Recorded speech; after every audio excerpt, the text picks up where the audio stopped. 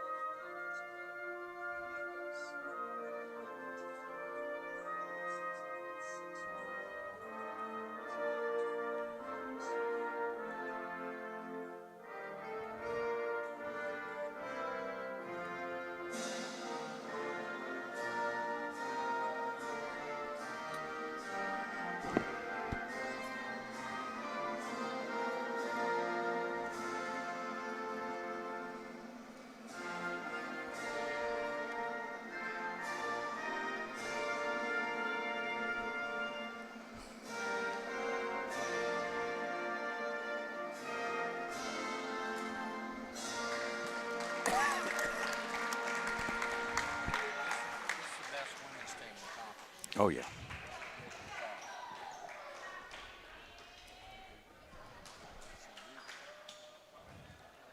Today's visiting team is Wayland Baptist. Here's the starting lineup for the Flying Queens. Number 3, Shayla Monreal. Number 4, Shauna Monreal. Number 11, Laura Castillo. Number 15, Stephanie Montenegro. Number 21, Nina Sato. Wayland Baptist is coached by Alicia Robertson-Ellis.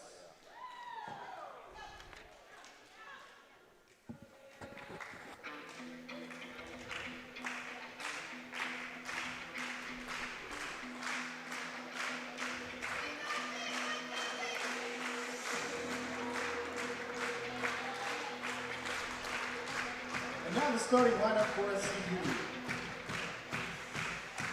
At forward, number 2, Eleanor Johnson. At guard, number 10, Andy McGill. At guard, number 11, Miranda Jan. At guard, number 15, Jacqueline McKnight. At forward, number 23, Adriana White. SCU is coached by Mark Gardner, assisted by Jaime Cuellar and Phyllis Hadley. All right, Danny, well, we're set to go. We've got some great basketball lined up this afternoon, some things we want to be bringing out along the way, and we'll get to those, but we'll say this right at the start. We got a couple of very hot basketball teams. Of course, Wayland has won 9 in a row, 11 of the last 12. They lead the conference. The Lady Eagles, on the other hand, have won 3 in a row, and they're looking to rebound from a loss to this team a couple of weeks ago by 36 points. Absolutely, and the Eagles, as we have discussed, have probably been playing their best basketball of the year. Coach Arthur has got the girls to buy into his system, and they're doing that, and doing that quite efficiently. So we're ready for the tip-off. Lady Eagles are going to be in white uniforms, trimmed in blue. Your Flying Queens will be in yellow, trimmed in blue. Should be a great game here this afternoon. Ready? And the Flying Queens control the tip-off.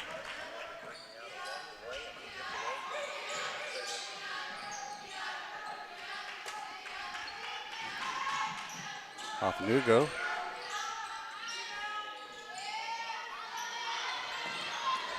Already we can see how the Queens can do offensive rebounding as they missed on the first shot and grabbed the first rebound. Nice pass into the inside, and scoring is Monreal. Shauna. A couple of twin girls, Shayla and Shauna, out of Canyon High School near Dallas, or near Amarillo, actually. And those two sisters at the guard positions contribute about 20 points per game together. And I believe we've got a shot clock issue as the whistle's already blown. Stopping play. By the way, the Queens coming off an impressive victory over Oklahoma City University to put them in sole possession now of first place in the SAC conference. Johnson up top for the Eagles to McKnight here on the near wing to McGill. McGill finds Jans open on the far wing. She looks over the top. Flying Queens are in a man-to-man defense. Nice pass to White. White puts up a shot. She just bounces off the front end of the rim. Queens come away with a rebound up court they had. I want to point out that those outside shots by Southwestern Christian are going to be crucial if they hope to compete in this game. The guards that we have, the outstanding shooters, the outstanding scorers, are going to have to be able to put the ball in the net for us to compete here today. Ball went out of bounds off the Eagles. Queens ball inside, and automatically Ofenego puts up a shot and score, and she gets fouled. She's one of those tall, rangy girls, 5'11", a senior out of Plano, Texas, averaging 12.5 points a game. So already we can see the athleticism of a fine Flying Queens basketball team. Johnson called on that foul for the Eagles. That'll be her first foul of the game, first team foul, obviously. And the Queens have built up a 5-0 lead here already at the 8:40 mark.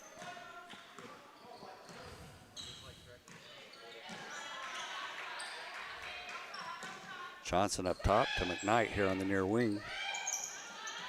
Finds McGill up top. McGill dribbles, backs up. Man-to-man coverage by the Queens here today. Castillo on her. Now she gets it over to White. White goes into the paint, twists, turns, shoots. Shot clock goes off and she scores. Nice spin to get in there. Nice spin. Just as the shot clock went off. Long three-point shot put up, rims in and out, no good, but there is Ofenego with the offensive rebound for the Queens, kicks it back out, and they'll reset their offense. Back into Ofenego. She dribbles in, puts up a shot, and scores. So already a 5-point difference between these two.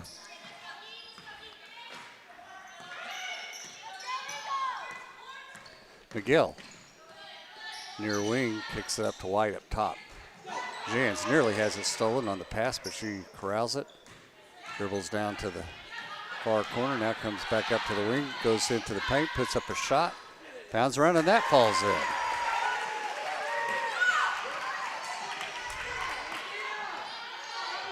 So Queens are playing tough defense, but the Eagles are getting the ball to go in the basket. And that's what it's going to take, as we said earlier.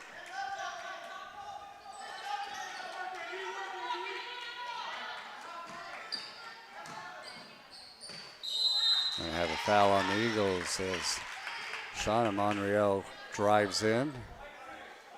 That foul is going to go against Johnson. That's going to be her second foul already. Oh, that's not good news. But one of the things I wanted to point out also here today is that Wayland is, of course, one of the elite female basketball teams of all time. In fact, it goes back for decades, back to the 70s when I can remember, and they've been great year after year after year. They have built-in recruiting. And we're going to talk more about them as the afternoon rolls along. But really a pleasure for us to have these folks in Bethany, Oklahoma here today. So Monreal makes 1 out of 2 from the free throw line. Queens up 8-4 here in the early going. McGill setting up the offense for the Eagles. Kicks it into Johnson. Johnson hands it back to McGill. She puts up a 2-point shot just inside the 3-point line. She makes it. So both teams shooting hot here.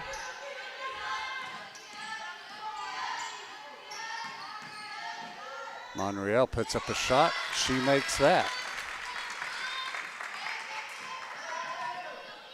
Well, they play well together as a team, don't they? You can tell they are a team. Well coached. McGill driving in, puts up a shot. No good. A little hard off the backboard. Shauna Monreal comes away with the ball, and her pass was ill-advised, and it gets taken away by the Eagles. They're going to head back up the other direction. Coach Arthur calls out what play he wants. McGill's going to set him up. McKnight on the far wing, kicks it up to Johnson. To McGill, 5 on the shot clock. McKnight going to let loose a long 3. Little off. Back from the Queens. That's what can happen. You back yourself up to the shot clock, forced to make shots maybe that you otherwise wouldn't normally make. Turnaround shot missed by Sato. Back come the Eagles. Pass nearly stolen. McGill grabs it back to Jan. She puts up a long 3 and she buries it. Nothing but net from the 3-point territory. So, Eagles fight back. Only a 1-point lead now by the Queens. 10-9. Nice looking shot there.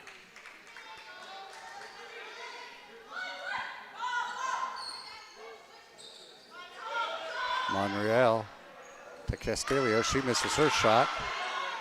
Afanuego grabs the rebound. She misses her shot. Eagles pull it down, head back up court. McGill dribbles back up top. Drew the foul. Sato will be called for that foul. That'll be her first foul. White will be at the line shooting 2. Good to see her back out there, isn't it? Here in the second semester. Absolutely. She was a force last year. Averaging 10.5 points a game so far this year, 60% from the charity stripe. 5'8" junior out of Midwest City, home of the Bombers. Misses her first shot.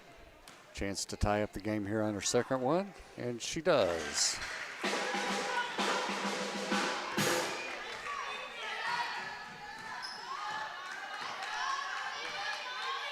Castillo passing it to Monreal, to Sato, over to Shayla Monreal.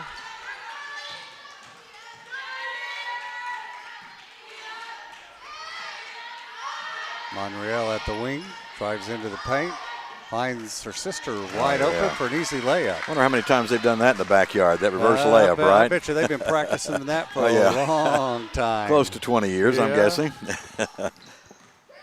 McGill for the Eagles, up front to White. Believe me, those two girls do look exactly alike. Jantz, wide open, misses her shot off of a great feed from White. Had a little bit too much air under it. Sailed across the rim and one and done. She was too open. Yes, she was. Long 3-point shot, put up and good by Afanuego. One of those fine athletes they've been able to bring, and they've had them for years and years, just like her. Hadley's into the game for the Eagles. Great pass to White. She goes in and misses her shot. Occasionally that slips up on her. Seen it. Point blank layup, can't convert. Ball on the ground. We're going to have a jump ball. It's going to belong to the Eagles. That's going to come back the other way on the tie basketball. Substitutions coming in. For Coach Alicia Ellis. She's got a stable full of thoroughbreds over there. Number 25, Brianna Bogart is one of them. Number 13, Marcy Marquette is one of them. And number 20, I already named 25. There's another one, but I can't find her at the moment. I think what you're talking about is Mackie Marquette. Marquette, yes. Jay Jones is also in the game. Chance with the long 3, bounds up high. Hadley, if she'd have turned, she'd have been wide open, but passed it out to McGill. McGill took a long 3, no good. Had it set up well for the wide open look, she just couldn't finish the thing.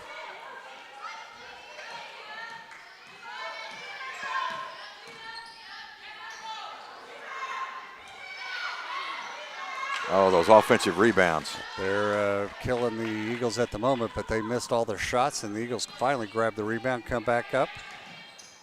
As he stepped into the game, passes to Hadley. Hadley to McGill. Of course, Grace still has the left shoulder taped up. She's dislocated it, but has come back playing here in the last couple of games. Set a pick. I don't know that I'd be setting picks with a shoulder like that. She doesn't back down from any physical situation. Jans with 5 seconds on the shot clock. She turns. Now she puts up a shot. No good. White taps the rebound to herself, spins, and she's going to put up a shot. She gets fouled. Yeah, she'll go to the free throw line there. Afanuego on that foul. And we've got to have that kind of inside play. Absolutely. That's what to do. So White to the line to shoot 2. First shot is up, bounds around, no good.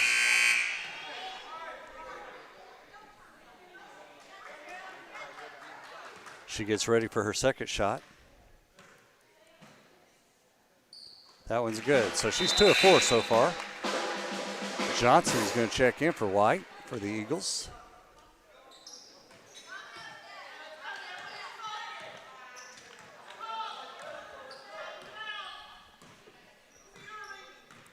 Point guard Laura Castillo out of Plainview, Texas. Hometown girl. Drive put up and missed by Jones, and then we're going to have a foul. That's going to be called on Jones.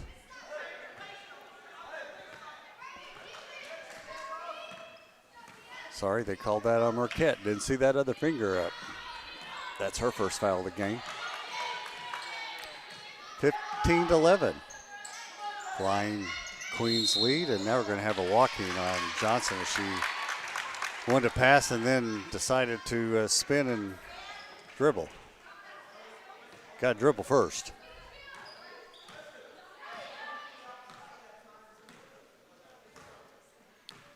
Two-1-2 zone for the Lady Eagles.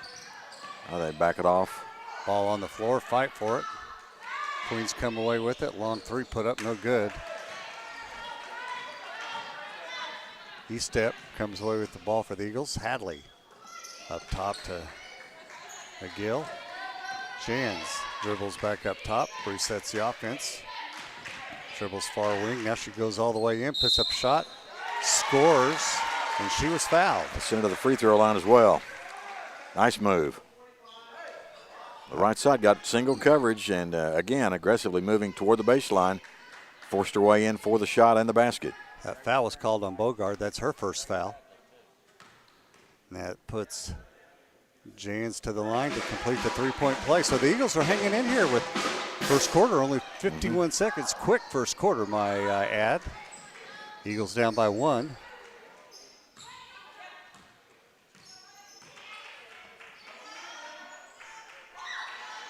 Shot put up and no good. Johnson skies high for that rebound. McGill falls down, finally gets it over to Jans. Jans back to McGill to set up the offense. McGill, nice pass to Johnson. She puts up a shot and she's fouled.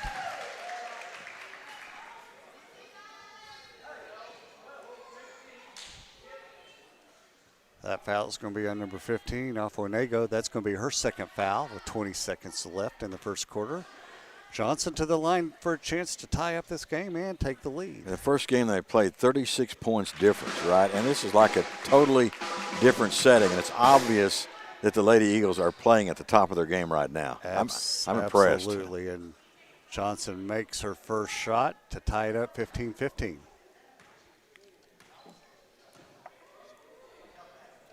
Second shot is up and bounds out. Thought that was going to go all the way in, and it come flying back out. Sometimes, Danny, I don't know how those things get out of there. Somebody's in there punching it. Yeah, it could be. Especially when it's your team. Long 3-point shot, put up, no good. McGill for the rebound, and that's going to be the end of your first quarter. Tied up, 15-15. The Lady Eagles are doing what they're supposed to do here. Absolutely. So, into your first quarter.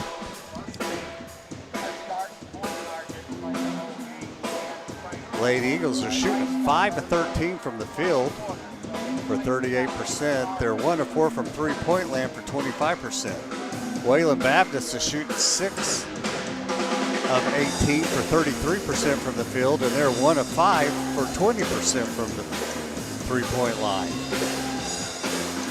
Jans is your leading scorer for the Eagles. She has 8 points on 3 of 6 shooting and 1 of 2 from the three-point line. Alfonego is the leading scorer for the Queens. She's got 8 points on 3 of 7 from the field and 1 of 1 from the three-point line, and she has 1 free throw made. At halftime, Danny, we'll have a little bit more time. I want to talk a little bit about the history of Wayland Baptist University and their women's basketball program.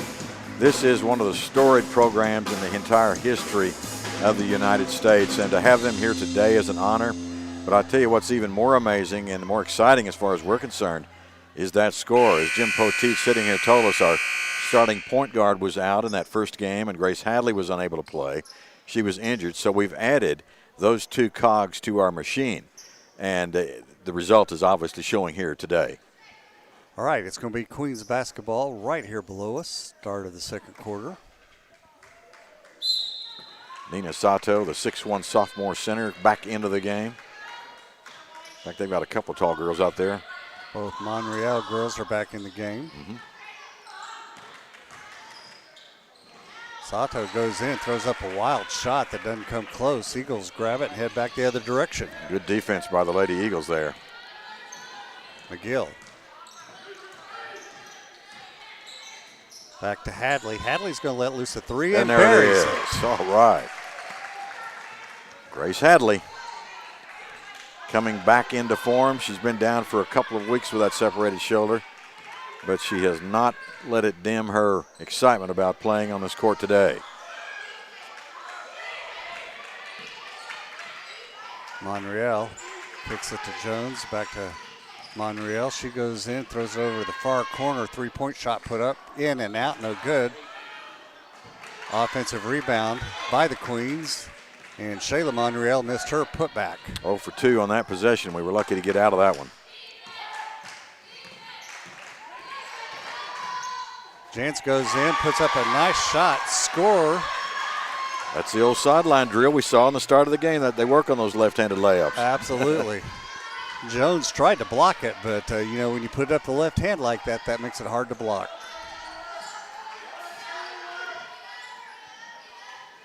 Shot put up and missed again. Hadley with a good job of rebounding the ball. They kept it alive. To Johnson to McGill. McGill puts up a shot and she scores. Wide open McGill. So all of a sudden, Lady Eagles with a 7-point lead, 22-15 here in the second quarter.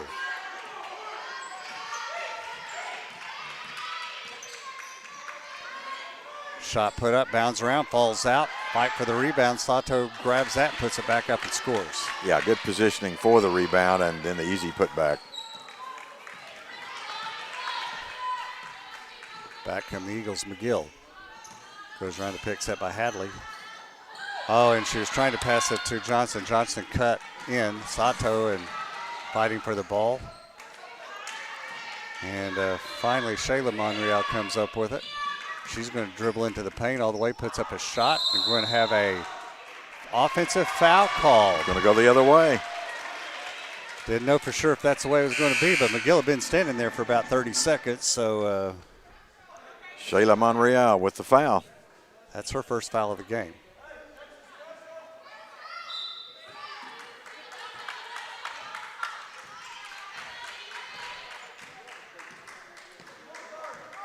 McGill kicks it into Johnson. Free throw line, Johnson. Back to Hadley. Back to Estep. Well, the Lady Eagles content to use the shot clock and to keep it near the perimeter. Always looking for that opening down low. Johnson from the wing throws up a shot and buries the three-pointer. Eliora not normally an outside shooter. Long three-point shot put up by Monreal, and she misses that. And then Johnson did a great job saving the ball, getting it back into the Eagles. Doing it at both ends of the court. McGill finds herself open, kicks it to Estep. She puts up a three, just misses that one. A couple nights ago, she was hitting those, and maybe we'll get back to it. Shauna Monreal pulls down the rebound, goes all the way down. She's going to get fouled, and that's not going to be a good foul because that's going to be called on Johnson. That's going to be 3 fouls on her now. Oh, my. She'll have to come out of the lineup. She'll have to come out of the lineup. And she already had 5 rebounds. So Shauna Monreal steps up and hits her first free throw. White to replace her. Boy, hate to lose Eliora. That's tough.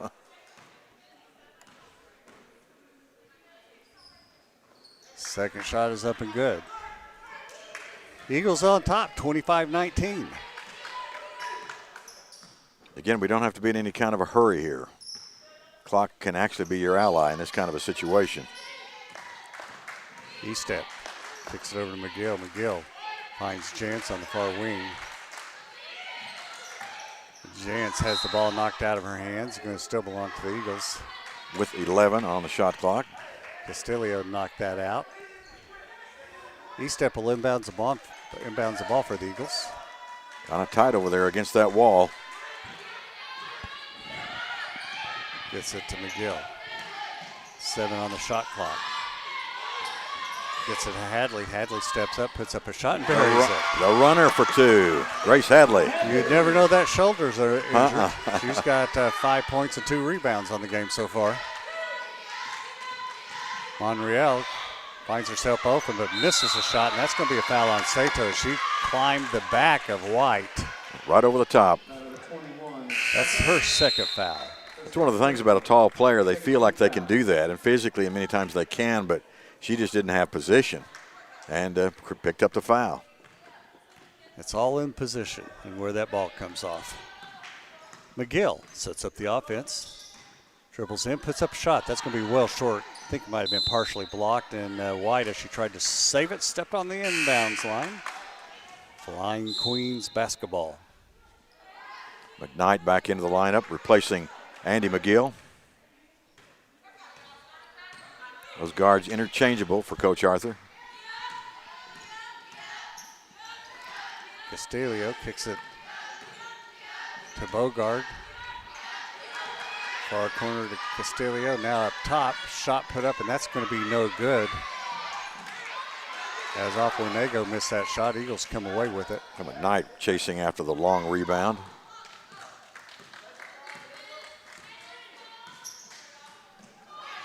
Ball nearly stolen. Ill-advised pass, Danny. Shouldn't have gone in there. No. Sato is the one who nearly came away with the steal.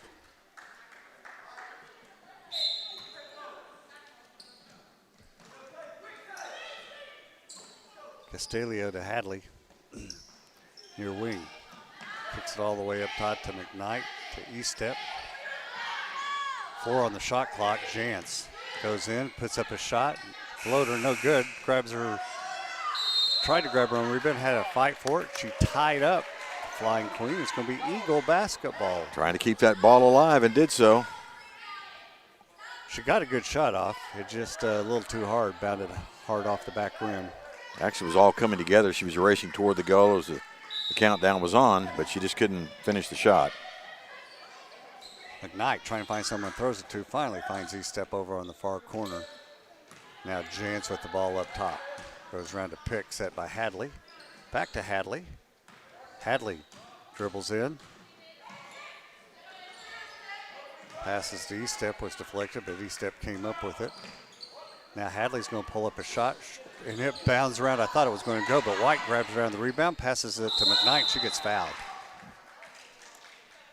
Or did they I think she was call traveling. Yeah, the travel. They never did. Like you said earlier, she forgot to put that ball down when she moved the feet. Got to dribble. Thought Hadley was going to make that shot. It went all the way around that rim. She did square up, just didn't go. Monreal with a nice dribble. Gets all the way in, finds herself for an easy layup. That was Shauna Monreal. Although you can't tell which is which, really. No, it wasn't for a number. And one of them's a junior and one of them's a sophomore, by the way. Bad pass by Jantz, and Sato's going to go down. Hadley's going to foul Sato, and she misses the layup. That'll be 2 coming up here for Sato. Let's check the book on her. She's a 79% free throw shooter. She's out of Bel Air High School in El Paso, Texas. Again, they get them from all over the area, but most of the players are from the state of Texas that go to this Wayland Baptist University. Plainview, Texas. So far, she has 3 points on the 2 points on the game and 3 rebounds. Misses her first shot. Bailey Wooten, our 6-foot freshman center, coming into the lineup now for Coach Mark Arthur. Hadley gets a rest. Second one is up, and that one rims out no good, but there's the rebound by the Queens, and Sato puts up another shot, and she misses that one. So the shooting woes are continuing here for the Flying Queens as they're only shooting 28% for the game so far. McGill to White, over to McKnight. McKnight looked at the three, then passed it to McGill. 9 seconds on the shot clock. E-step dribbles in, puts up a little runner, and makes it. Nice. Great shot.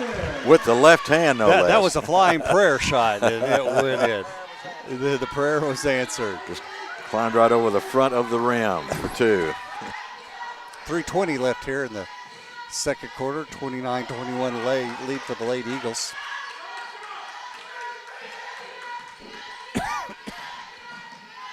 Nice pass to Monreal, and she scores easy as Bogart found her through the traffic. Fortunate there was no foul called over the back on that one.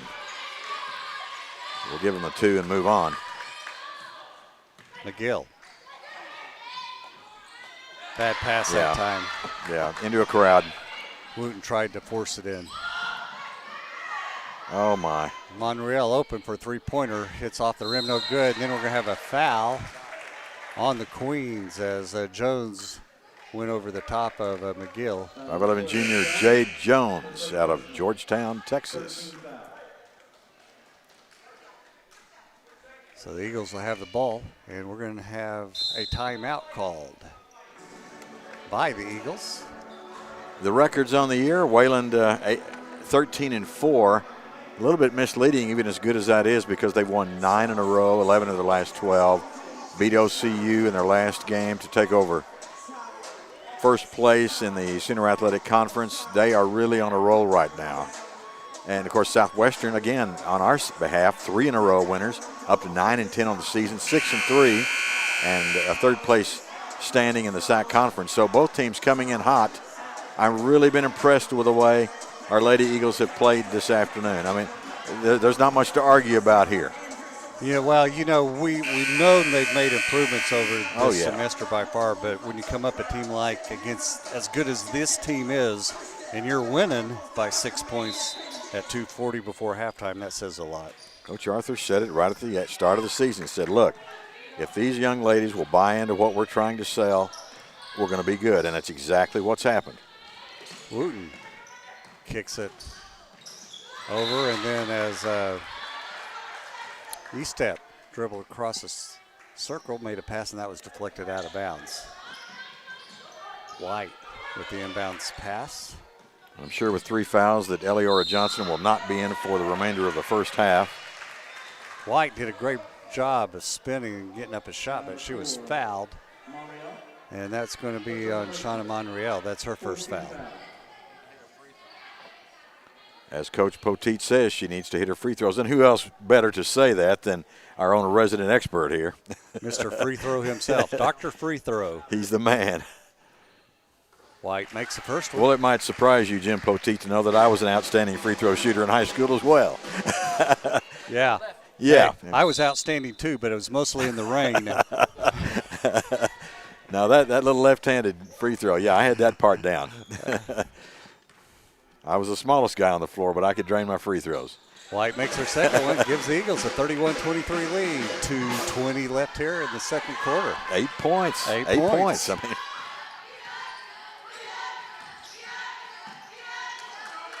Sato up top, kicks it over to Bogart. Bogart now. Oh, that's a walk, and they got it, yeah. going the other way. Jones dragged her foot. How many turnovers have we got in the game so far? Turnovers, that's only 4 for Wayland Baptist, 5 for the Eagles. Again, those are good figures, though, at this point in the game. 2 minutes to go, first half. Jans up to Wooten. Wooten to McGill. McGill to Jans, over to McKnight. McKnight's going to dribble in. Goes all the way through, tries to put up a reverse layup, misses. Wooten fighting for the rebound, and it's going to go out of the bounds off of her, belong to the Flying Queens. That's got to be the toughest shot in all of basketball, to go underneath the backboard and reverse it in off the glass. And obviously, in that case, it didn't work. Yeah, and she was trying to find the backboard, and when you're trying to find it, trying to do a reverse layup, you're in trouble. Yeah. She'd probably been better kicking it off into the corner. Somebody was wide open over there. Bogart's shot is no good. White comes away with the rebound. Quite surprisingly, rebounds are tied, 16 apiece. Yeah, that is surprising. The Queens have brought some height in here today. White going to dribble in. Sato blocks that shot. Yeah, she's trying to fall away, but she didn't get far enough away. Queens come away with it. Monreal goes in, throws up a left-hand shot. It was nothing but air. Jans comes in, heads back up court quickly, 3-on-3. Finds McGill over for a wide-open three-point shot. She buries it. Those are the ones we said they've got to hit those kind, and they did. That's 4 of 8 for 50% for three-point land for the Lady Eagles. Monreal puts up a shot, misses it. Queens got the rebound. Jones, and she missed her shot. Jans comes away with it for the Eagles. Well, sometimes they're getting 2 or 3 and done, but in that case it's 2. Didn't scratch. We'll take it. You can rebound and do offensive rebound, but the object is to score off of it. McGill. 7 seconds on the shot clock. 11 seconds on the game clock. McKnight with a long three, no good. Wooten with the rebound, she puts it up and it's no good. I thought she had that. We had a sure 2 right there. Long shot put up and no good. So we've gone to halftime with the Lady Eagles with a surprising 11-point lead to some. They lost a game 2 weeks ago to this team by 36 points. By 36 points. I mean, come on. That's a 47-point turnaround, right? Yeah, at least. At least. So the Eagles are up on top here, 34-23 at halftime.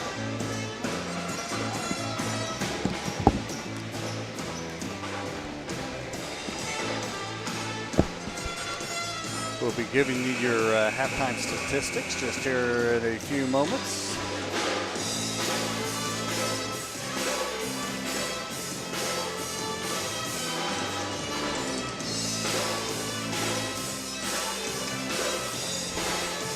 So, ladies, this person is Shauna Monreal with 2 points in the paint, which you kind of figured would be that way. The Queens are leading points in the paint with 14 compared to 8 for the Eagles. Second chance points, the Queens have 6 compared to 1 for the Eagles, and points off a turnover, 2 for the Queens, 3 for the Eagles, and bench scoring. The bench for the Eagles have come through with 7 points and 0. A couple of things I wanted to bring out here at halftime about this Wayland Baptist Flying Queens basketball program. Believe me when I say that this is one of the elite programs, team efforts, whatever you want to call it, through the years, dating back decades. And Jim Poteet a few moments ago pointed out to me on his computer that this team is now up for election into the Naismith Basketball Hall of Fame. I mean, can you imagine what an honor? They are the winningest female program of all time. Now that's what kind of talent we're talking about here. The first time I was exposed to Flying Queens basketball was back in the late 70s. At that time I was calling basketball out in Elk City, Oklahoma, and I was also calling for Merritt, the high school close by. And they had a young lady that was an outstanding player, and she got a scholarship to Wayland, and it was a monumental community event that she got the honor to go play for the Flying Queens. I'd never heard of them at that time, but now we're talking 45 years ago. See, this is a program that down through the years, year after year after year after decade, has been an incomparable team. And now, of course, they're number 1 in the conference, tied with OCU, although they beat them in their last game. So at least as far as the tiebreaker, they're the top team in the conference. Here they are today at the Pickens-Springer Gymnasium, coming off a recent 36-point victory over the Lady Eagles. And yet our Lady Eagles, by virtue of great team play, outstanding shooting, good defense, and opportunistic rebounding, is leading by 11 points. Now, I know it's only one half, but let me tell you, to beat this team, at least on paper, would be a monumental task, but anyone that knows anything about basketball knows it's not all about statistics. It's all about all the other intangibles that go into the thing. I'm really impressed this afternoon with the Southwestern Christian Lady Eagles. Absolutely. We really don't have a student section like we had in here on Thursday night, rooting Eagles on. And, so you understand, Southwestern does not hold classes on Fridays, so a lot of the students will take out of here on Thursday night, Friday morning, and they'll go home for the weekend or go with their to their homes that live nearby on the weekend. So, we got a few students starting to train now, but it's an early afternoon game that we haven't seen in over a year for the Eagles, starting at 1 o'clock. So I'm very, very pleased with where we're at this particular point in time. I did not know that they didn't have Friday classes here. No, I wasn't aware of that. No, they didn't. Where was that when we were in college, right? I would have gone here. Oh, I did go here, but they have a 4-day schedule of classes and they get 3 days off. I mean, that's great, fantastic. Yeah. So that's why you don't see as big a student section in here on the weekends like you would probably normally see at some of the other colleges. 2 days don't allow those students to go anywhere. So, but the gym is starting to get some people into it now. So we'll see if the students don't get a little bit more involved with the game at this particular point. I want to remind you, right after this game here at 3 o'clock, invite you to come on out and root the men's team on, because that's going to be another great game coming up. Wayland is 12-8 on the year and 4-5 in conference play their men's team. But a good thing to point out about the men's game, you've got a couple of teams here going in different directions. Here in the month of January, the Eagles are 7-2. Wayland is 2-5. We defeated them by 3 points a couple of weeks ago. So, hey, it could be another conference victory in the books this afternoon in Bethany. Absolutely, as the Eagles are 9-9 for the year. They're 5-4 in the conference, so they're actually Wayland Baptist and the men's team are called the Pioneers. Mm-hmm. Obviously, they're not going to be called the Flying Queens. Queenettes. Yeah, you said that. Yeah, I did. Yeah, right. Okay, so they're 4-5 in conference, so the Eagles are ahead of them in conference play. And as you said, the Eagles, the men's team are playing great basketball. They stunned a team in here Thursday night, and they beat them going down the stretch. And they're playing fantastic basketball at the moment. So come on out, 3 o'clock, and support the men's Eagles. You'll be glad you did. How about a break? Let's take about a 5-minute break here. You and I have been talking too much. That's right. We're going to take about a 5-minute break. We'll be back with you with second half action basketball. Southwestern Christian University Lady Eagles.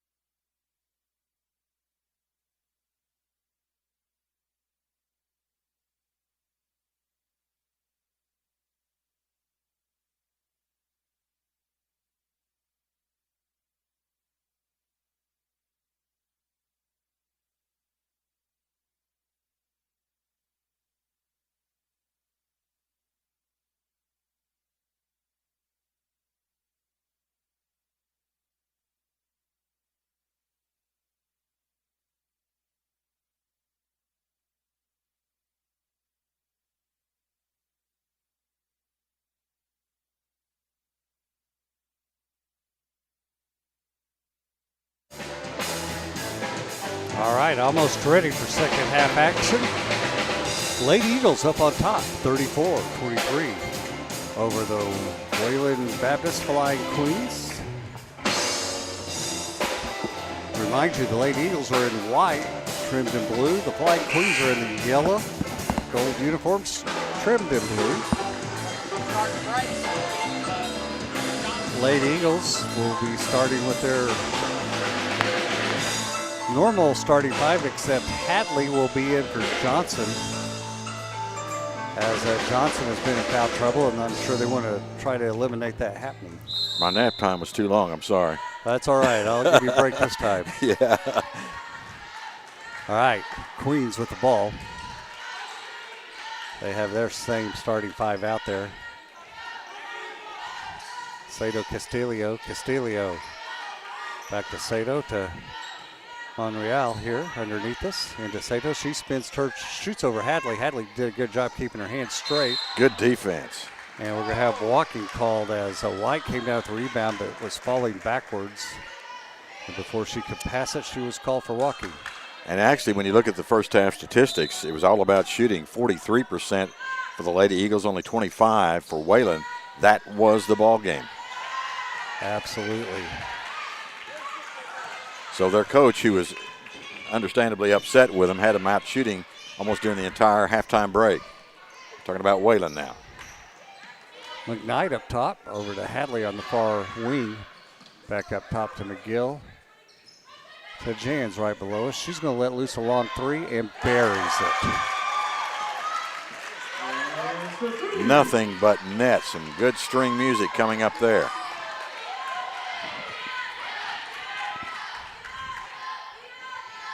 Queens back on offense. Sato to Monreal. She's going to shoot her own three, and she buries that. She'll answer. She'll answer the call. That gets the Queens up, hollering. Probably the most excited they've been today.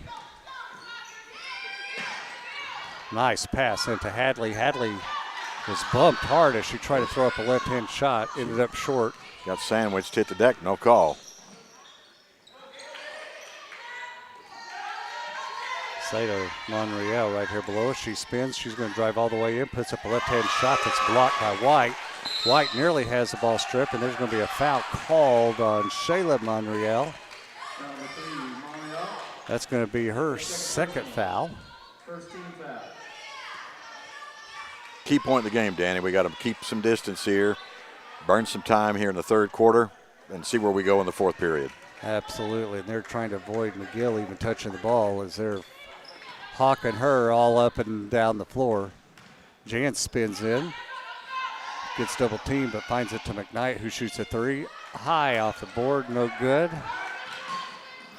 And we're going to have a foul called on Jans as Shauna Monreal just kind of stopped, and Jans ran over her. Ran right up her back. That was unusual. In the backcourt, no less. Saw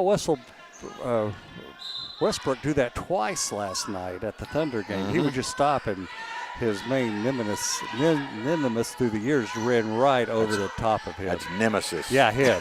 Yeah, That guy. that guy. Long three-point, no good by Castillo. The Eagles come down with a rebound.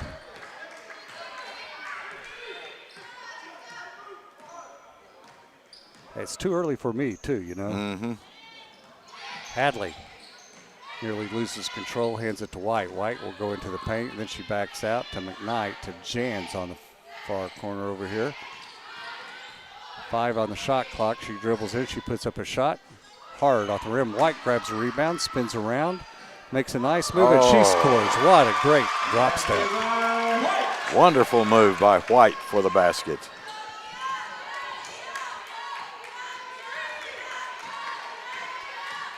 Monreal. Casato, she puts up a shot. Nice use of the backboard there. Yeah, they're going to make a higher percentage than 25% here in the second half. There's no doubt that's going to happen. Still a 11-point lead for the Eagles at 6:45 in the third quarter.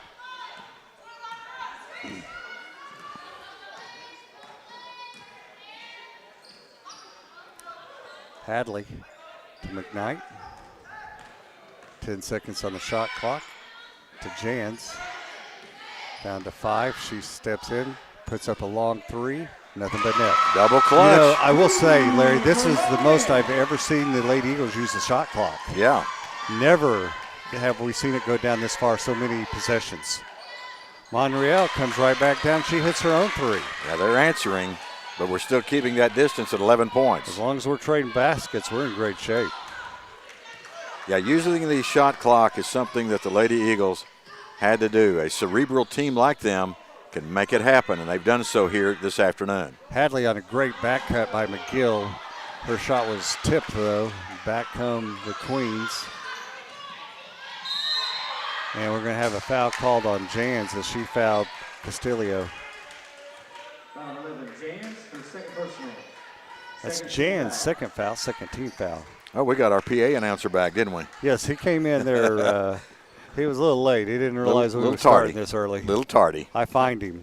Did you? Yeah. Okay, good. He owes you and I $15 apiece. Well, he's making the big bucks, so that's we right. We got to get a raise somehow.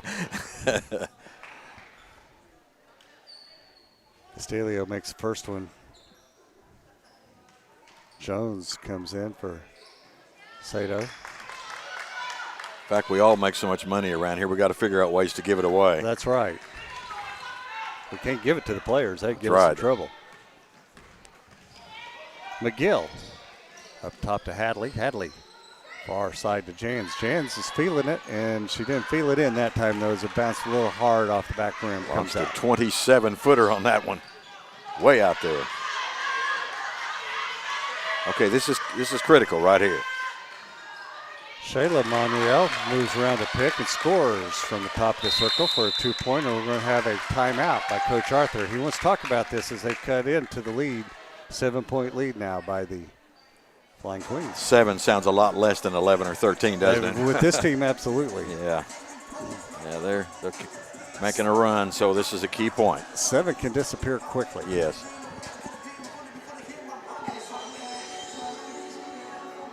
I just believe, though, if we brought Danny Nix into the lineup, that things would look better. No. Maybe during the guys' game, Yeah. not during the ladies' game. That's just too much to ask. That's too much to ask. Not on my best day. Hey, we're coming to you live this afternoon from Pickens-Springer Gymnasium, Bethany, Oklahoma, with college basketball featuring the Lady Eagles from Southwestern Christian and the Flying Queens from Wayland Baptist. We've got a dandy at 42-35 and 5:13 remaining in the third period. Eagles ball. Jans across half-court line as she controls the point now for the Eagles. And still Johnson isn't in the game yet as White goes in, throws it off the bottom of the backboard, thought she was fouled. Jans tries to steal it from Shauna Monreal, and she fouls her. And have you noticed that we've not seen Eliora Johnson again? Absolutely. Still dealing with that foul trouble, 3 fouls in the first half, so she's had a real long break here. I would imagine Coach Arthur's trying to save her for that fourth quarter. Had the lead and wants to save those 2 fouls if he can. Shayla Monreal with the long 3. That's hard, no good. Jans pulls down the rebound. That's Jan's 4th rebound of the game as McGill comes across the half-court line. She goes in wide open, and she gets fouled. That foul is going to be on Bogard. You know, she's one of those 2 players, her and Miranda Jans. We talked about logging all the minutes in the first half. When you get hammered a couple times like that, that can really drain the energy down. She got up a little slow and limpy. We'll keep an eye on her and see what happens. Shot is up and good. Let's see, Andy averaging 13.5 points a game. She's the top scorer on the team this year, average-wise. 8 points so far today. Going for her 9th and leaves that one a little short.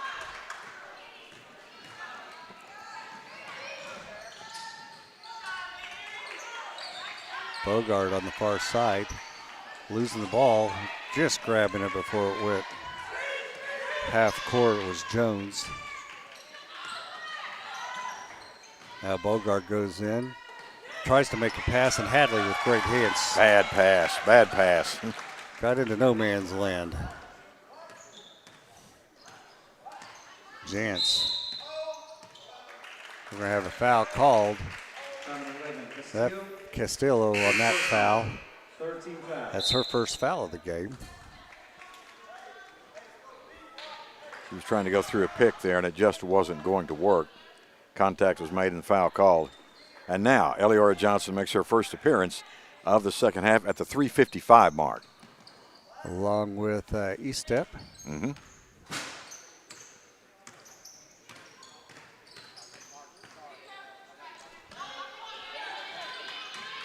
E-Step on the far wing gets McGill up top. McGill losing the ball. It's going to go out of bounds, belong to the Eagles.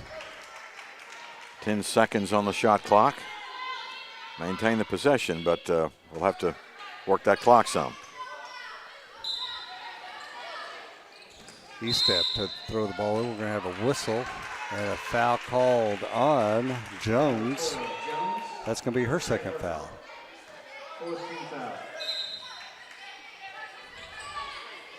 E-Step, throw it in again, gets it to White. In the corner, dribbles in, passes all the way over to E-Step to Johnson, to Jans, and she's going to reset the offense with 20 seconds left. Shot clock, loses control of it, it's going to go out of bounds. Gave it to the Eagles, not sure about that. Not either. Kind of wondering where that went, but we'll go with it. Yeah, I think Coach Arthur didn't argue, did he? I think he thought it was so bad that somebody had to hit it. Yeah. McGill, nice pass to White. White goes in and scores. Yeah. Great give and go. The backdoor play took it in for the easy two. Back to 10-point lead. Monreal goes in, does her own backdoor pass to Sato, and Sato's going to throw the ball away. It's over and back right there. Back, yep. Out of bounds Eagles.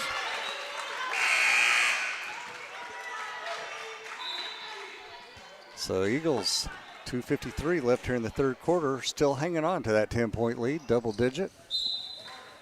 And they don't act like they're really worried about the score. They're just playing.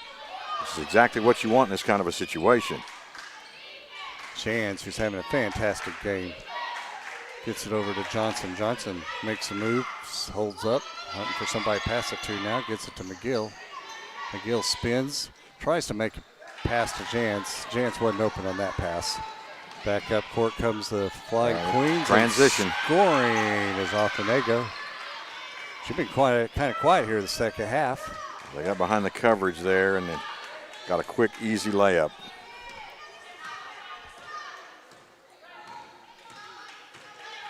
Jance to Johnson.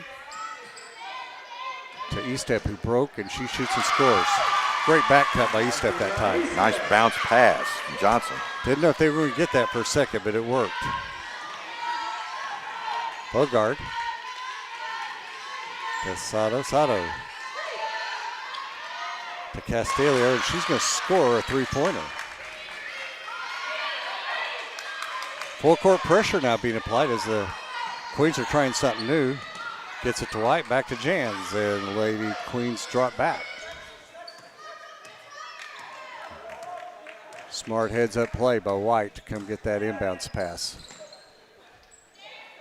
Johnson hands it to Jance. Jance going to find herself open, so she'll shoot just off the front of the rim. I thought that was You it. almost called a shot, and it looked like it. It looked like it.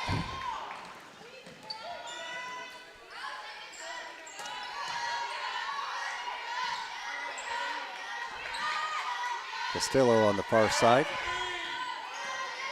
White jumps out on her. Now she's going to shoot a long three and buries it. Full court pressure again. This is where the rubber meets the road right here. Oh, backdoor pass, a long one, and Johnson got fouled as she went up with the pass, but that was great court awareness by Andy McGill, finding White just breaking wide open. Full half-court pass that found the mark there. So Johnson's going to be at the line. She's averaging 12, but she's only 62% from the charity stripe, and there's a miss right there. Need these free throws. Got to give the free ones, as it's down to a 4-point lead right now, 47-43.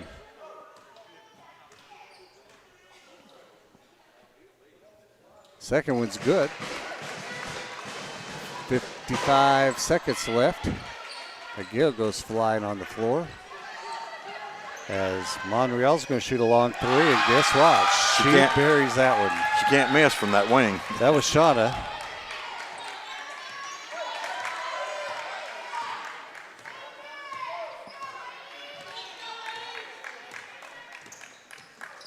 Hadley back in the game. Hands it to Estep. Backdoor cut by Chance. She goes in, misses her shot, grabs her own rebound, puts it up again, misses a left-hand shot. Can't finish. Wow. Back come the Queens, a chance to tie it up or take the lead. 15 seconds left, all the way in, and shooting and scoring is Afanego. 7 seconds, 48-48. I think these guards, Danny, are getting a little bit tired. Wide open. She misses her shot. She should have had it. I think they're getting a little bit tired. Afanego come flying in there at the last second. It kind of put Chance off rhythm, but she still should have made that shot. These guards have put in a lot of effort on the Eagles sideline. Oh, well, still 48 all. 48-48 going into the fourth quarter.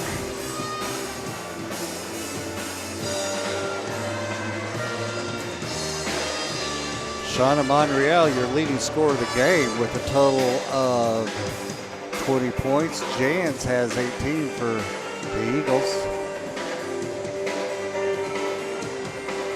Both teams shooting under 40%. The Eagles shoot 39% as they're 17 of 43. And the Queens are 18 of 48 for 37%. See, they were 25 at halftime, so they've really ramped that up. They've ramped that up, and they outscored the Eagles in that period by 11 points, 25-14. So let's see what happens now. Things are going to get interesting going into the fourth quarter.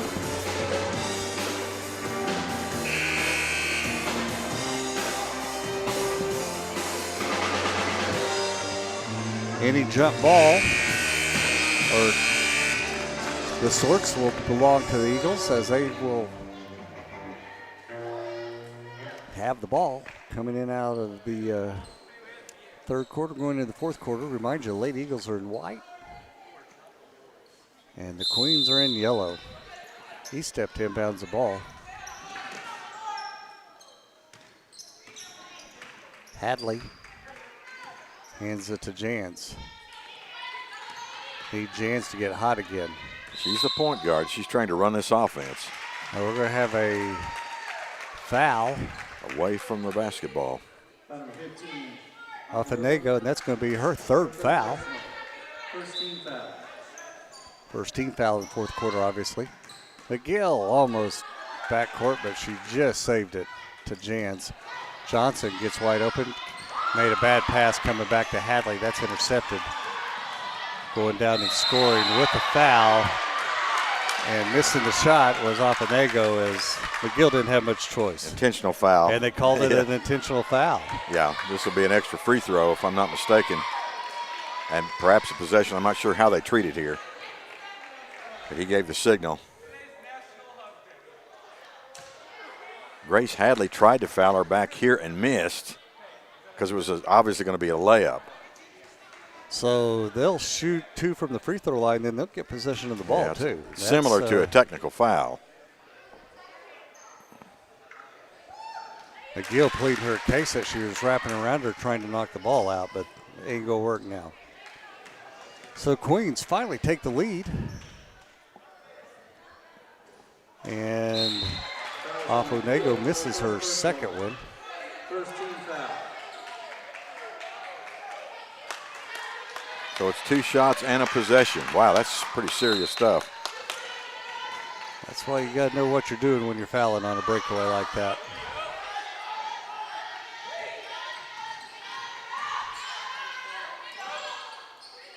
Well, we only lost 1 point out of it. Shayla Monreal missed her shot. Back goes McGill, puts up a wild shot, misses. Crazy out of control. Ofonego comes away with it.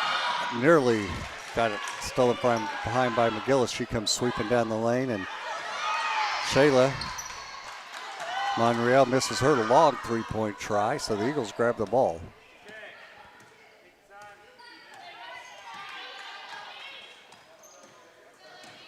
McGill to Johnson.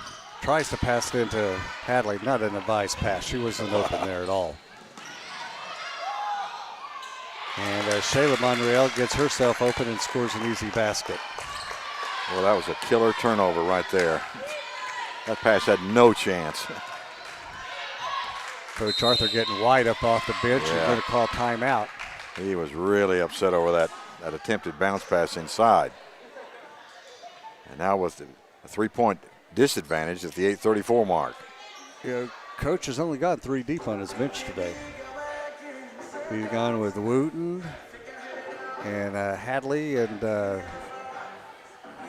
Estep, and that's all he's used. Yeah, these others, there's nobody else. Normally Prim comes in a little bit, and she hadn't been in, but that's why you see. What's her story today? There she is. She's there. I just think he's chosen to go with his experience today. Oh, well. Great to see Otis Garrison in the crowd today. Otis, a former ball player here at Southwestern. One of the greats. He's in the Hall of Fame for Southwestern Christian University. He had a left hand that wouldn't miss. There you go. Left Southwestern and played for Southern Nazarene University for a couple of years, and then went to the San Antonio Spurs camp, and he was the last person cut by the San Antonio Spurs probably at about 1981. Wow. So quite the ball player. By the way, on the Wayland sideline is Laura Castillo, the senior guard, number 11, part of the 1,000-point club on the team. That's a career total, so I think she's one of 45 that have gotten to that level with this program. I'm on one of those clubs. Are you? Yeah, I just don't know which one. We're in the take a nap club in the afternoon. 1,000 words in a day club, I think. Yeah. Hadley drives in, puts up a shot, no good. See, now we can't buy a shot. Monreal comes away with the ball, nearly got fouled by Hadley. Pretty good little bump.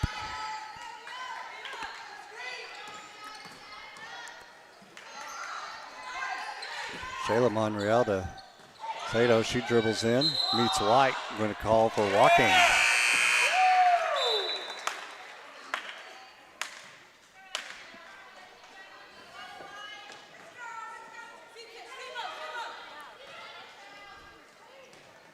.7:53 left.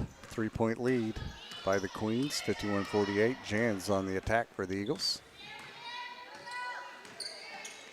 Kicks it to Johnson. Johnson to McGill. Goes around to pick, set by Johnson, over to Jans. Running the shot clock down, just under 10. Into Johnson. Johnson had to save it as the ball was batted away by Sato. And loose ball picked up by the Queens.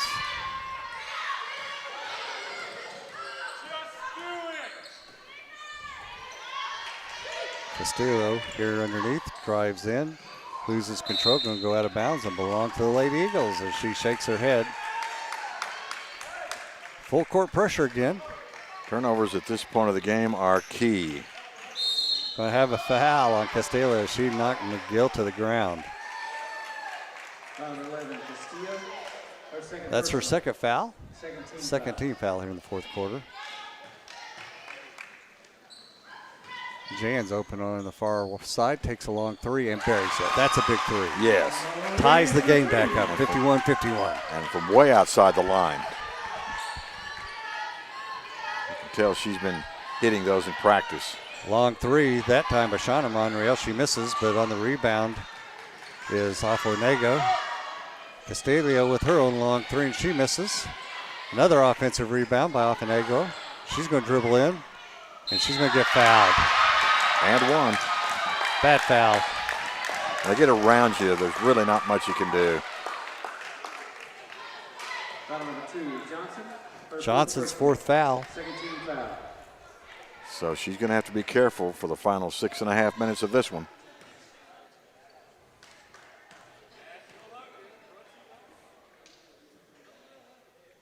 First shot is up and good to complete the three-point play. Jans inbounds the pass on the four-court pressure, then gets it back, and the Queens drop back. So they're just trying to stop the pass from coming in. Then we're going to have a foul by Shauna Monreal. Second foul.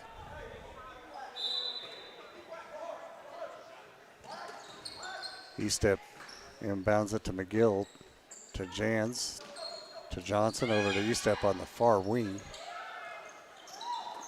Back to McGill. She's going to let loose a long three. Short, and Johnson's just fouled out. No, that's on White. Foul's going to be on White going over the back of Off-Wanego. White's only her first foul of the game. Only the 6th team foul for both clubs combined here in the second half. So it's been an error-free game from that standpoint, particularly here in the second period of play.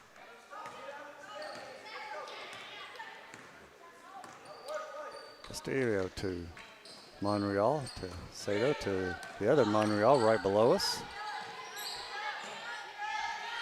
Shauna Monreal gets it to Castillo. She fakes the three. Hands it to Off-Wanego. She's going to bury a shot from the free throw line. So line drive jumper. 5-point lead. Coach Arthur calling out what he wants.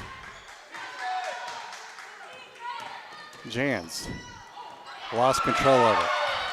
Back comes Shauna Monreal, and great job by White to come from behind down court and knock it out of bounds. I think that tired feature may be setting in. Well, this is Coach Ellis that's calling the timeout. We got away with one there. Yeah. 56-51 at the 5:31 mark.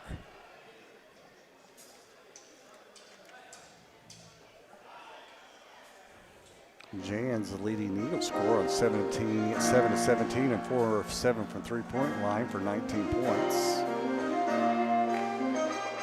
Only one in double figures for the Eagles. And then Shauna Monreal has 20 points on 7 of 14 shooting, 3 of 5 from three-point land, and 18 points by Stephanie Off-Wanego. 7 of 12 shooting, 1 of 2 from the three-point line. Normally, Shauna and Shayla Monreal scored 20 between them. Now you're telling me one got 20 by herself. That's correct. Started hitting those shots here in the second half. Somebody had to step up, and yes, she was the one who stepped up and started making some shots. This team is looking for its 10th victory in a row. They've won 11 over the last 12, so they've been hot. And now they've got the 5-point advantage.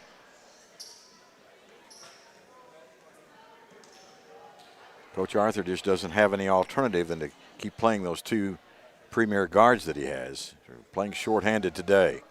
Queens ball underneath their own basket. Shauna Monreal to inbounds it. Kicks it all the way out top to Castillo. McKnight on her. Shayla Monreal. Pass is picked off. Good job by E-Step. And then Shayla Monreal steals that pass, and Off-Wanego's easy basket from underneath. Boy, it looked like she stepped on the inline, but the official said no. It was definitely close. Jans, far wing to White, or to Johnson, now to McKnight. McKnight trying to find somebody to throw it to, finally gets it over to Jans. Jans dribbles in, going to put up a shot, and it's blocked by Sato, out of bounds, going to belong to the Eagles. Yeah, and with 1 second on the shot clock. Because this is one of those touch and goes. She got it off. And short, going to be shot clock violation. Yeah, didn't even touch the rim.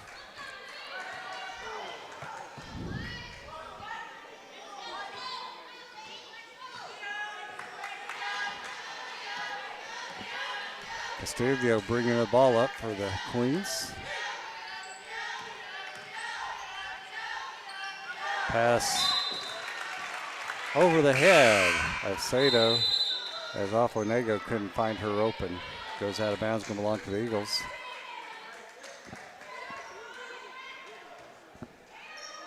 Full court pressure trying to be applied, but Monreal was way late to the game. McGill. Pass to Johnson was easily stolen by Sato. She goes in and scores easy. That's what Coach Poteet was talking about during the half. He went and talked to Coach Arthur about the fact that they're overplaying that passing game at the top of the key. That time they did with a steal and the easy bucket.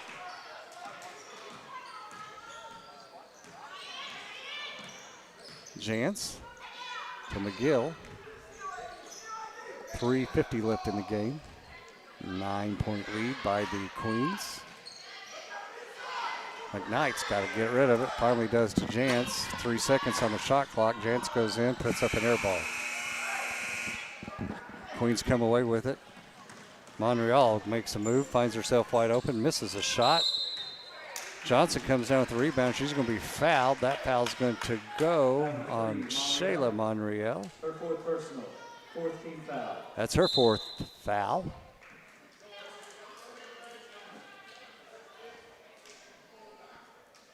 Timeout called. 3:32 left. Well, I'm not sure what Coach Ellis did at halftime, but it worked. It's amazing. I think she shot him back out here to shoot early, and they finally figured out how to shoot the ball. It's a 20-point turnaround since the end of the first half.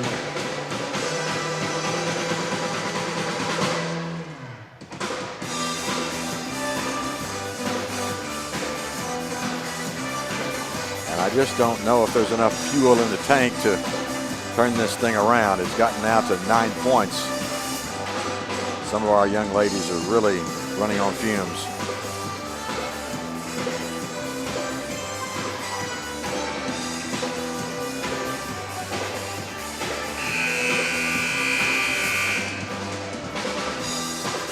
Well, we got to have a bunch of stops and a bunch of made baskets. Got to have some easy points, absolutely. Fairly quickly, too.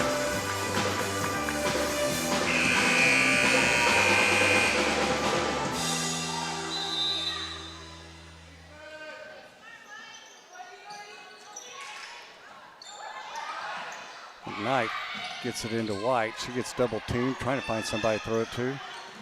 Breaks the double team, comes up court. She's going to have to hurry. Gets across just in time. Hands it to Jans. This pressure's kind of worked. Jans with the long three. No good.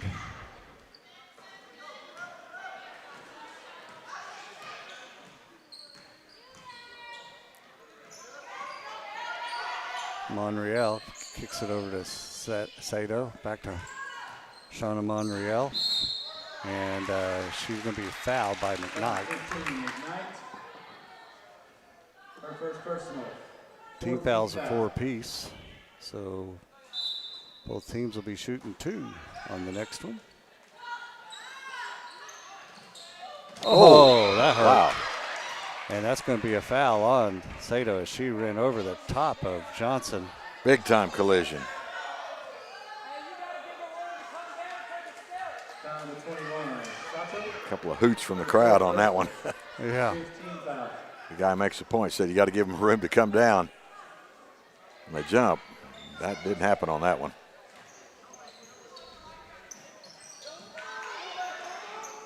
Finally gets it into White.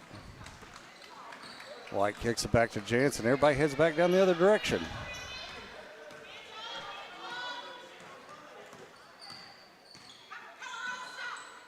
White looking in for Johnson. Now kicks it over to McKnight. McKnight going to dribble in to Jansen. Jansen nearly walked.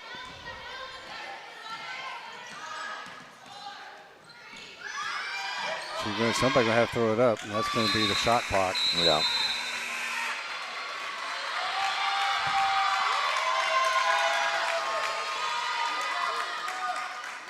Here in the second half, Danny, I don't know if it's a loss of chemistry, but it's certainly a loss of energy. It's what I've seen here. I think it's a loss of energy.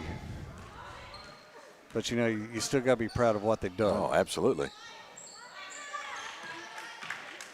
It's one of the top teams in the country. One of the all-time great programs, and of course they lead the Senior Athletic Conference. Going to have a foul on McGill for the Eagles. That's her second. 15 foul. It's going to send Ofanego to the line, where she's 3 or 4 so far from the. That's right on her average of 78%. Makes that one. That gives her 21 points in the game, too. Big impact here tonight.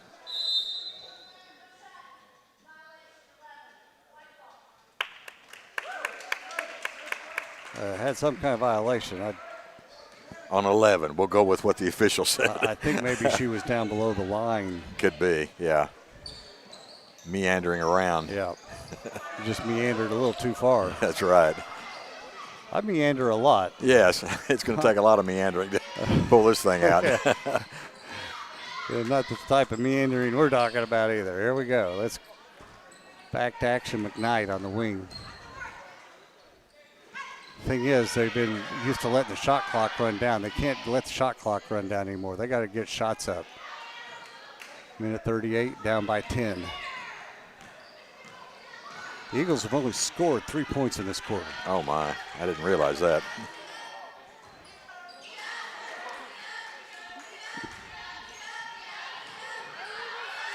Chance goes down from a flying elbow, no call, and Johnson just fouled out of the ball game.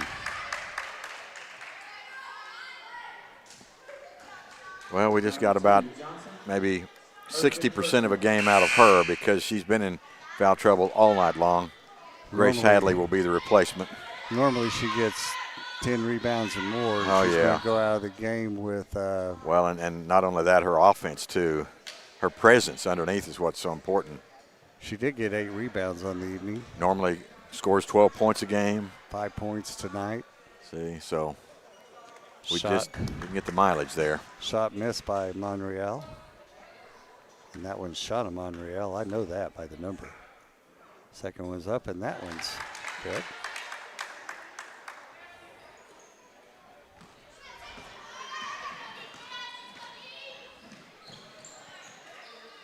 McKnight puts up a long 3. All that hit was board. No need to hurry now. Nope, it's all over. But the shouting, as they say.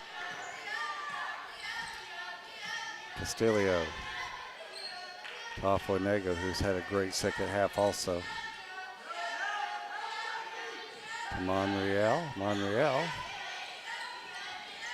kicks it to Castillo. She's going to dribble in, kicks it to the other Monreal, and she shoots an air ball.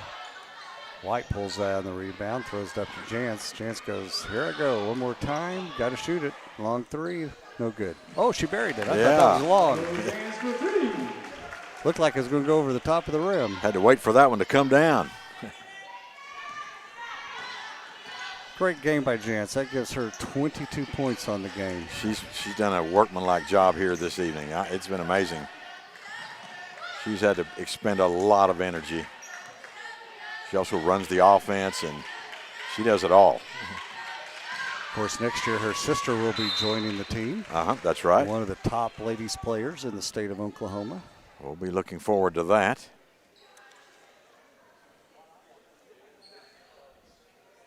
And Miranda Jr., so she'll be back for her senior season out of Eric, Oklahoma.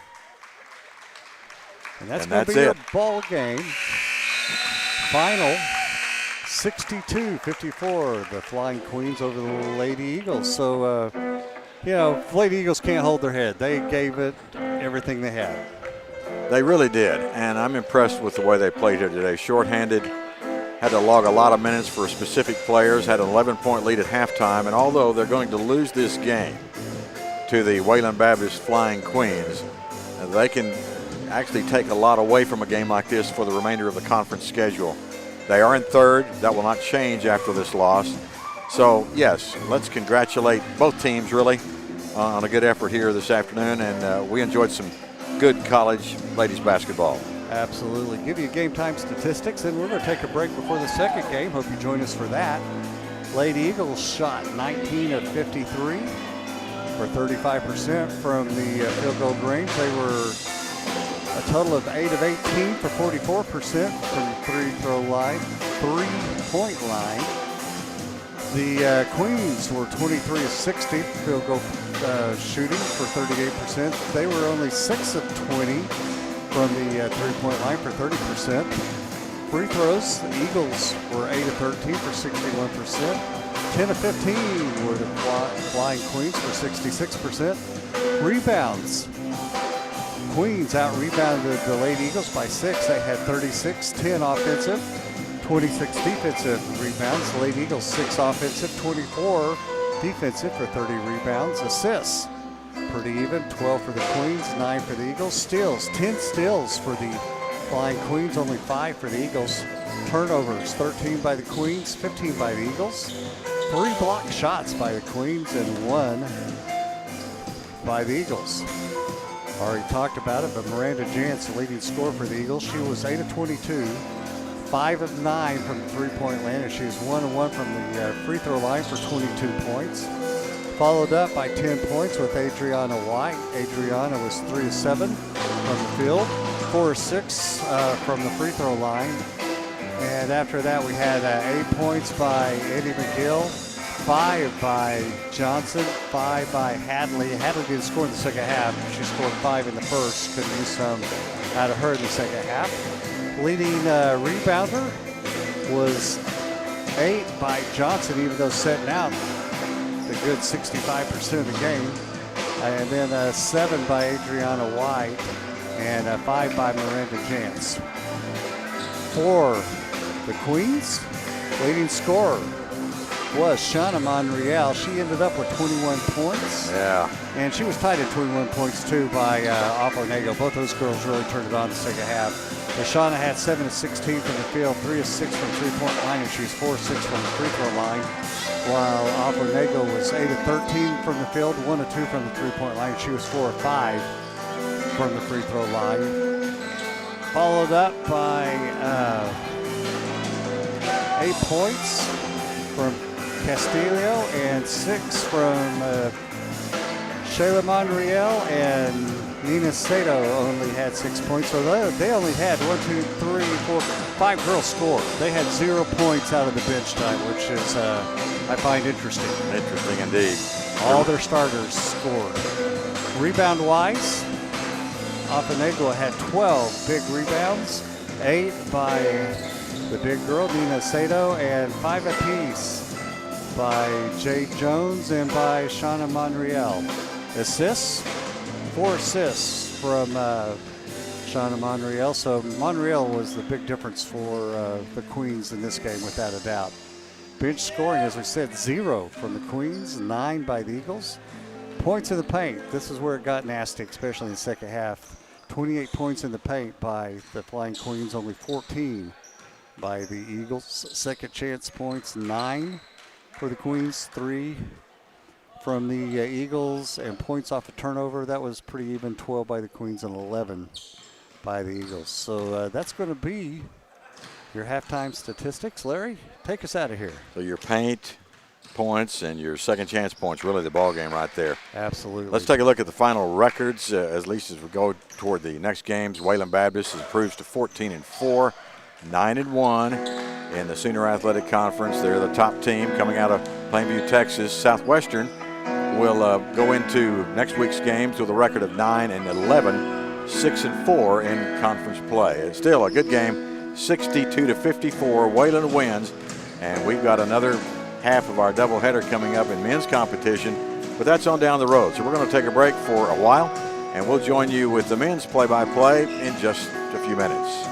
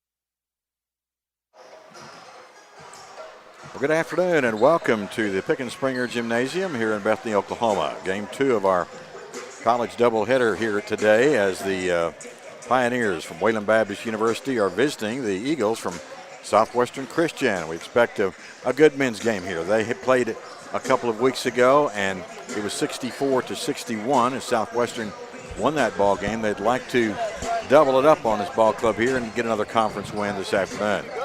I'm Larry Jones along with Danny Nix, and we welcome you to our broadcast. We'll be on live this afternoon, and we're glad you've joined us. Earlier, we had, of course, the ladies' game where Wayland won its 10th game in a row by defeating the host Lady Eagles by a count of 62-54. Danny, good afternoon, and more basketball coming our way. Absolutely. Well, I'm excited about this game. This is going to be a fun game. We got two good teams, one team trending one direction, the other team kind of trending that other direction. So the team trending on the good side's been the Eagles. They have played some fantastic ball over the last 3-4 weeks. Addition of a couple of new players. Second semester has turned their season around. That's a good point. They are trending in different directions. Southwestern comes in with an overall record of 9-9 and 5-4 in the conference. But here in the month of January, it's been 7 wins and only 2 losses. Integrating in the new players of James Still, Gabby Laurent, and others who have joined the team at the break and have really made a big improvement in this ball club. Wayland is 12-8 overall, 4-5, right behind the Eagles in the conference standing, but they've only won 2 and lost 5 here in the month of January. Let's take a look at the starting lineups as we have them at this point. First of all, for Wayland, it's a 4-guard offense. Their lone forward is 6'5" junior Cody Thomas out of Houston, Texas. The guards include number 0, Maurice Redmond, a 6'3" junior out of Channelview, Texas. Robert Waters at number 1. He's a 6'1" senior, averaging 21 points a game. He comes through North Lake College through Austin, Texas, the top scorer on the floor tonight for either team. Another guard includes Jordan Tolbert, a 5'10" freshman out of Lake Jackson, Texas. He's averaging 11. And the final piece in the starting lineup is number 23, Jordan Johnson, at 6'3", a senior, comes through Dallas, averaging 11.6 points per game. In fact, all of their scorers, all of their players in the starting lineup are averaging at least in double figures. For the Eagles, it's the same lineup as we saw 2 nights ago here at the Pickens-Springer Gymnasium. Starting at center will be number 4, James Still, the 6'10" senior out of Detroit, averaging 16. Our forwards include Gabby Laurent, and our guards are Marvin White, James Still, Sean Scott, and Mikhail Parrish. And let's go now to the public address announcer for the remainder of the pregame comments. At guard number 1, Robert Waters. At guard number 4, Jordan Tolbert. At guard number 23, Jordan Johnson. And at forward number 32, Cody Thomas. Pioneers head coached by Ty Harrelson.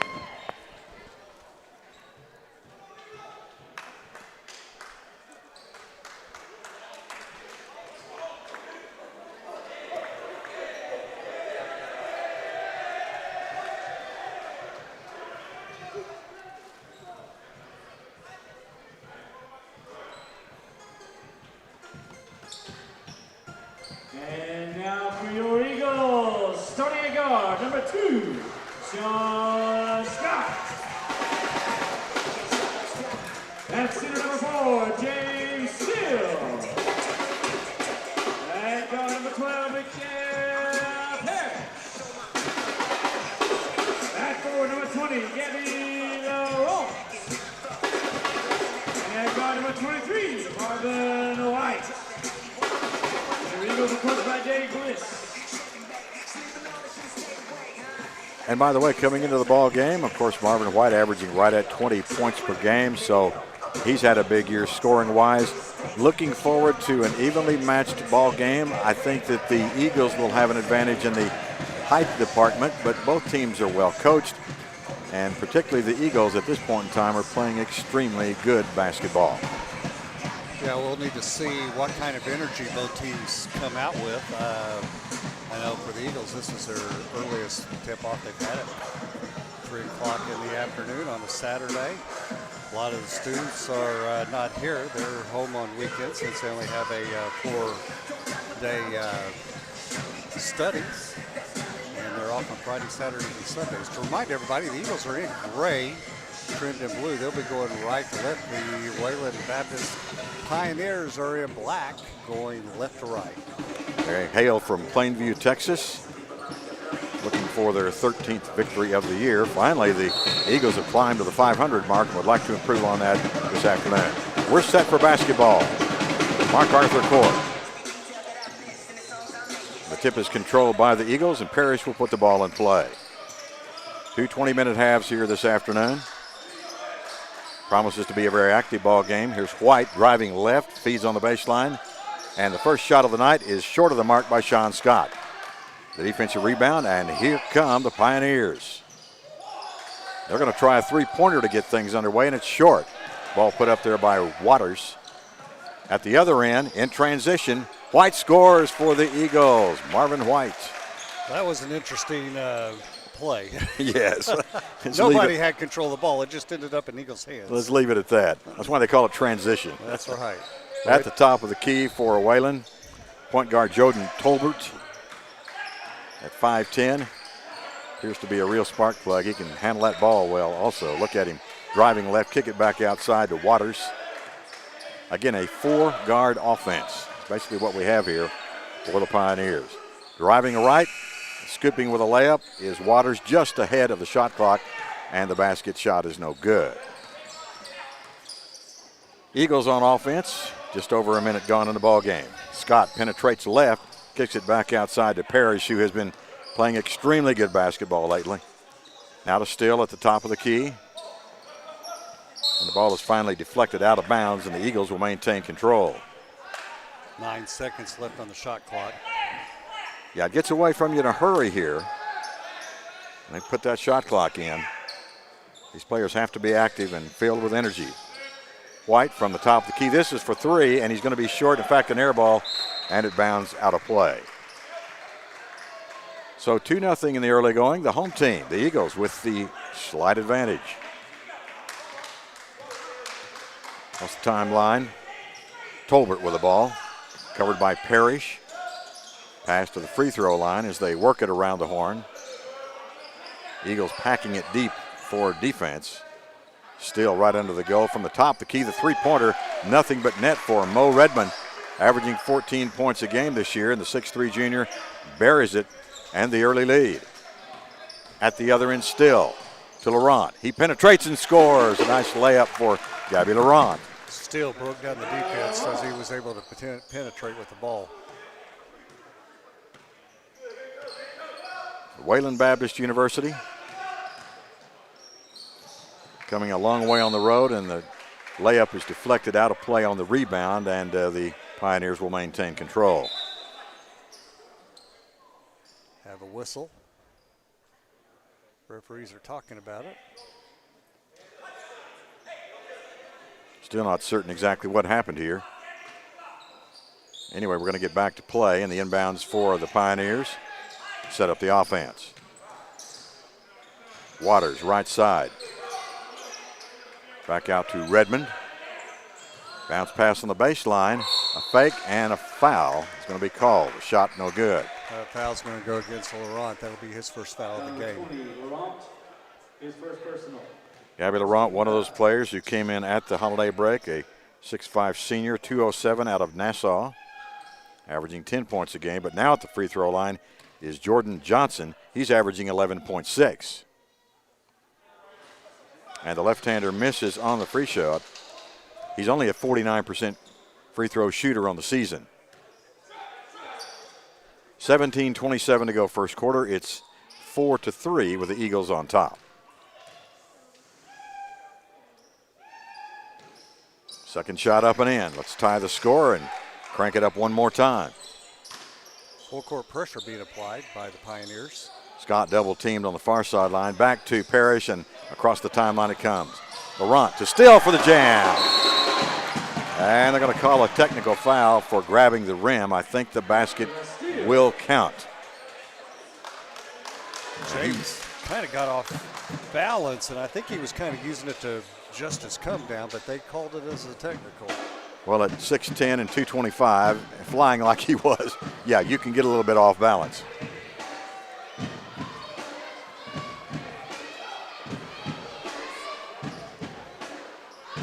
did count the basket. Now the refs are discussing it with Coach Bliss.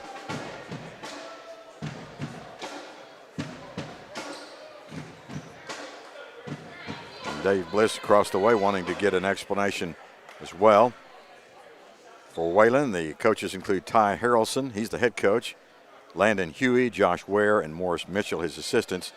It's Rick McCormick, Jim Poteet, Elsie Clark, and Alex Alcaveria as the assistant coaches for Coach Dave Bliss. The free shot is good on the technical and the possession for the Pioneers. Almost 3 minutes gone in the ball game. Far side, Redmond with the ball. Brings it out to the top of the key to Jordan Tolbert. On the baseline, a lot of heavy traffic. The ball was deflected out of play, and Wayland will control. Eagles on top by a count of 6-5. Inbounds pass almost stolen, and it is going to go back the other way. Tolbert was standing on the line when he grabbed the ball as it went back his way. Inadvertently still knocked the ball right back to Tolbert, and he was standing on the end line. Yes. Still had very active hands in. He's the one who deflected the ball right back into Tolbert. White to Parrish, full court pressure. Parrish turns the corner and dribbles it across. Left side, Scott, wide open for three, cannot finish it. Going to have a foul on the Pioneers. Foul number 1, Waters, his first personal. Contact as the ball came off the rim, so another possession for the Eagles here in the first half of the ball game. That foul was on Waters. That'll be his first of the game. Inbounds past Laurent. He's open, and with the left hand, he will lay it in. Great job using that left hand to protect himself and be able to get that up and over and in the basket. He has such a smooth shot. His motions are very measured, and it's worked well for him. But now it's back to the Pioneers on offense as they spread the floor. In the corner, controlling is Johnson. His fall-away jump shot is no good, and still with the rebound.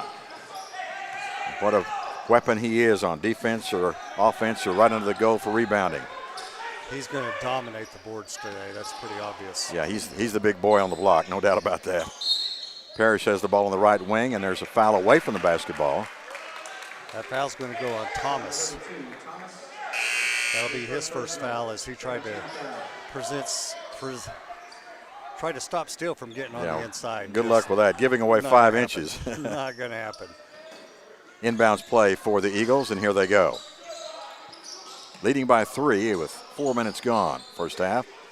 Still single coverage. Looks to make a move. Comes in, scoops with a left hand. He's got it. James Still. And what are they going to do about that all afternoon? Not much, because he's already got 3 rebounds and 4 points. 10-5 Eagles. Stepped out of bounds. Yeah, at the other end, a turnover. Dave Bliss now getting excited as he walks down the sideline and shakes hands with his big center.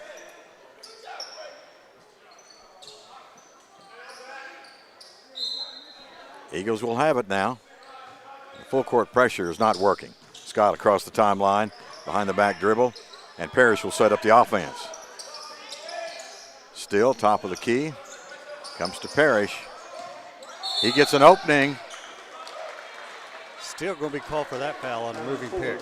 Okay, well, that'll be his first foul of the day. I think you have to at least touch him, don't you, before it's a foul? You know, that rule has changed, and I'm not sure how it operates here at this college level.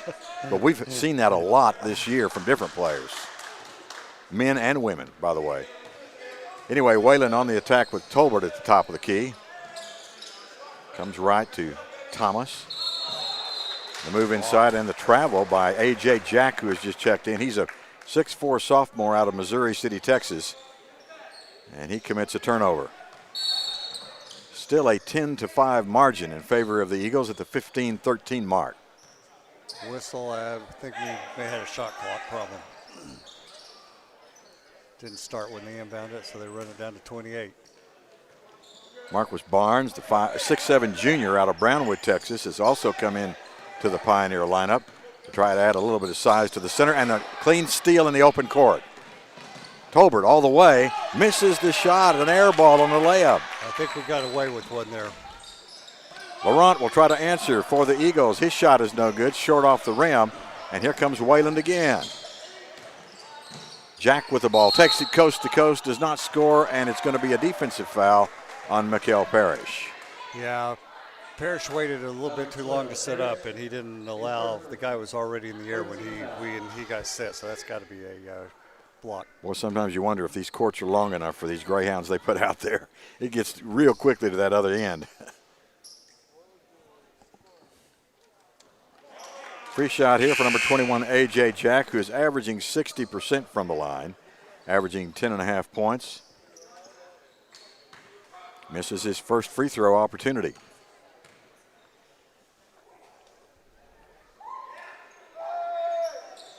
Second shot also no good. The ball is out of bounds. Let's see who has it. Eagles to control. Steele went flying over there to grab that Oh, ball yeah. and knock it off of a Pioneer. Here's the quick, shifty Sean Scott bringing the ball up the floor. In the corner, wide open. White, he buries the three. Marvin White. His defender fell down, and he saw nothing but daylight there, and timeout is called. And you don't want to leave White alone like that No. because he's going to drill you. Averaging 20 a game this year, but we've got a break. 14:32 to go in the first half. It's Southwestern Christian 13, Wayland Baptist 5. Wayland Baptist only shooting 1 of 6 from the field for 16%, 1 or 2 from the I've got news for you. That's not going to cut it. That's not going to cut it.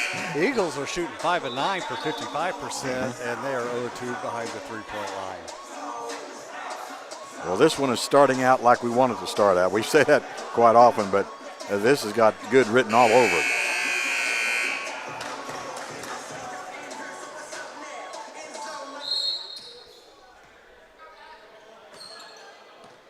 Okay, back to basketball now as the Pioneers will control on offense. Waters dribbles left, goes to Marshall Nelson. First time we've seen him in the game. Nelson is the sophomore guard at 6'2". From the top of the key, the jumper is in and out, no good by Waters. Offensive rebound, follow shot in the net. And again, that's Marquis Barnes, the 5'7" junior out of Brownwood, comes through Western Texas College to Wayland Baptist. 13-7, Eagles on top. Parrish top of the key with some fancy dribbling. Gets it to Still and back on the give and go, and it looked like a layup was coming. The foul was committed before he could get there. That foul being committed by Nelson, his first. 4th team foul. Already 7 between the two teams combined. Parrish will inbound underneath the Eagle goal.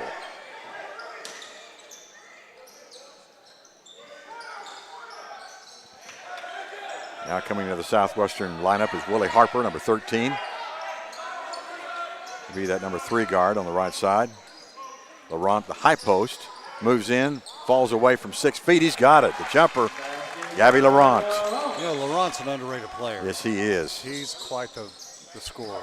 And he's so good with Still. The two of them together work incredibly well at the high-low post when they use that offense. At the other end, it's Holman with the ball. That turnover was caused by Steele. He jumped out on the point guard, and he didn't know what to do when he saw Steele coming at him but walk. So active. So 15-7 with 13-18 remaining in the first half. The Eagles looking to put more distance between them and the Pioneers. Parrish on the right side, drives, gets an opening, kicks it to Scott in the corner. He'll drive and pull up with a runner, hits the side of the backboard, no good. Waters feeds on the right side, and scoring is Jack in the transition offense. He did a good job going up over Steele to score that one. Yes, he did. These guys are quick and athletic. Scott to Parrish at the top of the key. Man-to-man defensive coverage by the Pioneers. And then again, the 7-foot fall away by Laurent with another basket. What's the book on him so far? He's draining that net. Laurent with 8 points in the game. Already. And a miss at the other end, and the Eagles come back on offense. Parrish gets an opening, feeds it to Steele. Oh, he goes in, and he was blocked on that play by Barnes. The guy had hold of his wrist. At the other end, and one. With the basket by Waters. Wow. Yeah. Getting wild at 17-11. And a free shot coming up for Robert Waters, who, like most guards, is a great free throw shooter at 83%, and he's averaging 21.4 per game so far this year.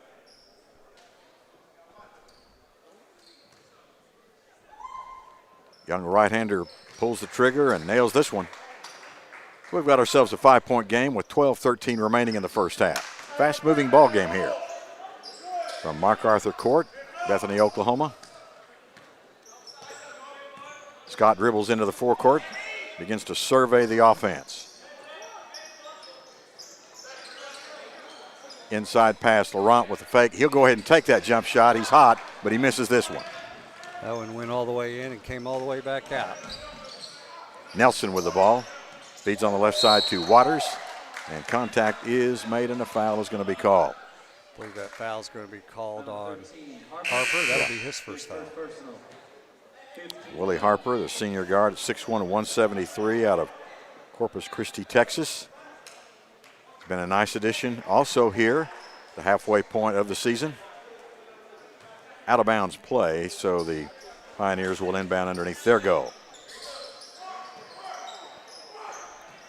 Lob pass in, scramble for the ball, but coming out with it is Barnes. And now the long-range three is short.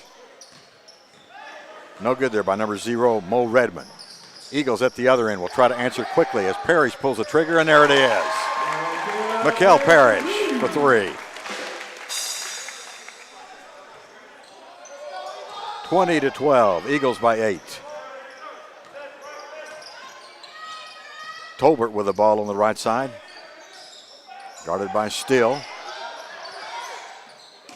Back outside, the drive by Jack, and he's no good. Steele with the rebound. Big opportunity here for the Eagles to really open this thing up. Scott from the right side to Laurent, too deep on the baseline. A contact is made. He would have never hit a shot from there. Got bailed out by A.J. Jack, who fouled him. Unless he was Larry Bird and could shoot from behind the backboard and hit it. Well, I don't think so. I've seen that happen before. It was rare. I mean, I don't know how the guy called it either. I think he was more surprised than Larry Bird was.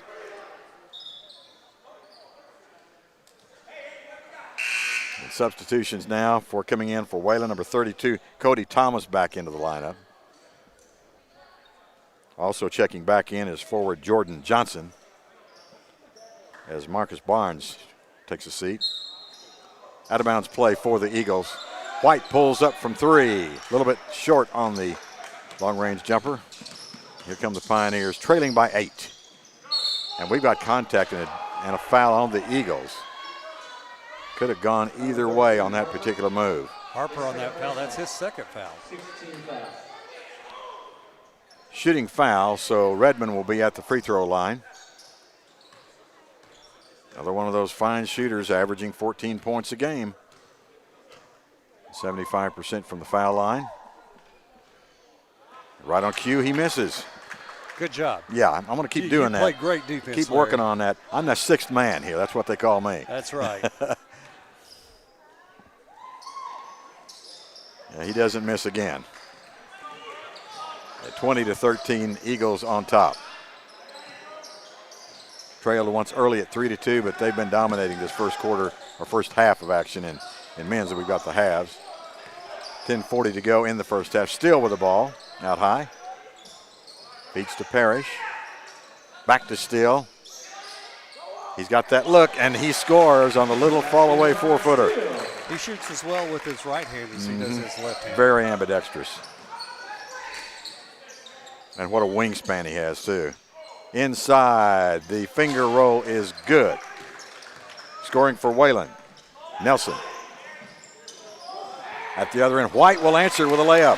Coast to coast, Marvin White. Great pass by Parrish to catch White cutting back door like that. Let's see if the Pioneers can answer. Now trailing by 9 at 24-15. And half of this first half is gone. From the top of the key, the three-pointer is no good. That point guard Jason Tolbert not afraid to pull the trigger when the opportunity is there. Parrish across the timeline. Comes to Harper. And to White. Laurent the high post again. Still. Our low post. The left power block right now. Here's the shot by Parrish as the shot clock runs down. His three-pointer is left of the mark and no good. At the other end, a coast-to-coast runner by Tolbert, no good, and the rebound by the Eagles. One and done right there. I'd hate to be going down like that with Parrish. Yeah, reach-in foul. White was fouled on his move toward the goal. I agree with you, by the way. Still's right there. You know he's breathing down your back. Oh, yeah. He's always going to be the guy you look at over your shoulder. And Still will get a rest here as he comes out of the game. Checking in for Southwestern is big number 55, Chris Brown. 6'7", 260 out of Fort Worth, Texas. And he gets the ball on the left baseline and misses his shot, and the rebound comes down to Wayland. The Pioneers on the attack. They're not afraid to run. From way outside, the three-pointer is good. Nice shot by Waters. He had some space, and he had the proper form to put it in the hole. At the other end, Chris Brown, no good. One and done again. Here come the Pioneers. Two-point jumper is an air ball. No good that time by Tolbert, the freshman at 5'10" out of Lake Jackson, Texas. Brown's going to get called for a foul for the Eagles as he pushed Tolbert. His first personal, 17 foul. Or pushed Thomas, I'm Yeah, sorry. Thomas is Thomas the man on at the free throw line. Yeah. And Still right back in, so Brown didn't get much of an effort there. Chris, I think, a little bit frustrated with himself. He's going to take a break, head for the dressing room. He literally took a break. Yes, he did, didn't he? Cody Thomas, left-hander, no good. Rebound to Still. That's Steele's, how many rebounds now? That's his 6th rebound of the game. Averaging double figures in rebounds, double figures in points. He could be double figures in blocks if we kept such a figure. Still with the lay-in. The man defending him was number 32, Cody Thomas, who tried to get a foul out of it, but nobody was buying that act. Nobody but his own teammates. Top of the key, Lopez with the ball. First time we've seen him. He's too big to go down that easy. It's Ruben Lopez, the guard, comes to his counterpart, Waters. Now at the top of the key, the long-range jumper by Lopez, who may be a brother or a cousin. It's Robert Lopez, number 33. Shot's no good. White at the other end will score for the Eagles. Timeout called by the Pioneers. Yeah, we've got a Ruben Lopez, number 2, and we've got a Robert Lopez, number 33. They're both out of El Paso, so there's some kind of relationship there. Brothers, cousins, I'm not sure what. Hey, if nothing else, they got the same last name. That's right, makes it easy for us.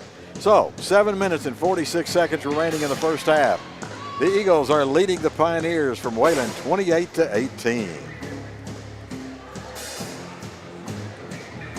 The Eagles are still shooting over 50% as they're 13-24 for the game. They're 2 of 6 from the three-point line. Pioneers only shooting 30%, 6 of 20, and they're 2 of 6 from the three-point line for 33% also. Danny, now why is that banana on your screen there? I don't understand that. To make me hungry. Is that what it is? Well, it says 4 foods to never eat, and they've got a picture of a banana. I'm not going to go any further with forget that. I'll eat a banana anytime, man. There's nothing like a good banana in your oatmeal or banana split Well, now you're making me or hungry. just a banana, period. Hey, you know, they got to pay for this page somehow. That's so right. if I don't eat it. The Wayland Baptist Pioneers coming up here to Bethany, Oklahoma, Plainview, Texas. About a 6-hour drive, so I'm sure they came up yesterday so they wouldn't have to get up real early this morning. First game was at 1 o'clock for the ladies, and of course the gentlemen's game now underway. We're back to action. Pioneers trying to score was Barnes. He was blocked out by Still with great defensive pressure. Here comes Parrish for Southwestern Christian. White, who appears to be very active and accurate with his shots today, with the ball on the right side. Now back to Still, pulls up from 6, a little bit hard, fights for his own rebound, but it comes down to Marcus Barnes. Parrish on the foul for the Eagles. Coming across the timeline, contact made, and Parrish picks up the foul. That's the 18th foul on the Eagles and the second on Parrish. 28-18, a 10-point difference. It's 7:10 remaining in the first half. Larry Jones and Danny Nix with you here at courtside, enjoying a Saturday afternoon of basketball from the Pickens-Springer Gymnasium. Robert Waters will be at the free throw line. He's strong on the first one, and that's it. One and done for him. White at the other end with a drive. Feeds to Parrish, needs to get it back out, and does. Now in the corner to White. Boy, he loves that three-pointer. If he gets an opening, gets a sliver, he'll take it. To Still, ball deflected away. It's a loose ball. Laurent comes out with it. White for three. Not this time. Marvin White with a miss. Looked good coming out of the hands. Waters is double teamed out high. Looked like he had a cage around him. He did. Still. Waters Still cage. goes deep to Johnson. He's got an opening. He'll shoot and short, and Still is right there at rim height for the rebound. Barely left the floor to get up there to grab that one. 8 rebound first half for Still to go along with 8 points. So a 10-point lead. Would like to extend it here. Scott with the ball. Out of Parrish into Still. Fall away 10-footer. Yes. James Still. Man, he is deadly when he finds his range.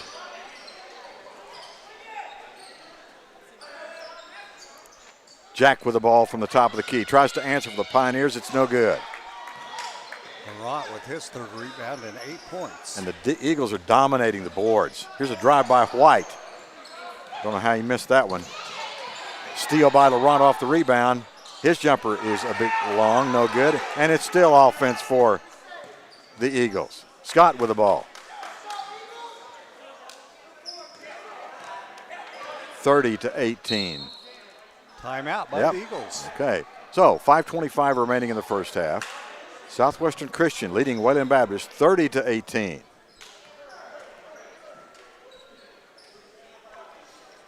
Still with 10 points and 8 rebounds, chance for him to have a double-double right here in the first half of the game. I mean, we've got 5 minutes remaining in the first half, right? Yeah.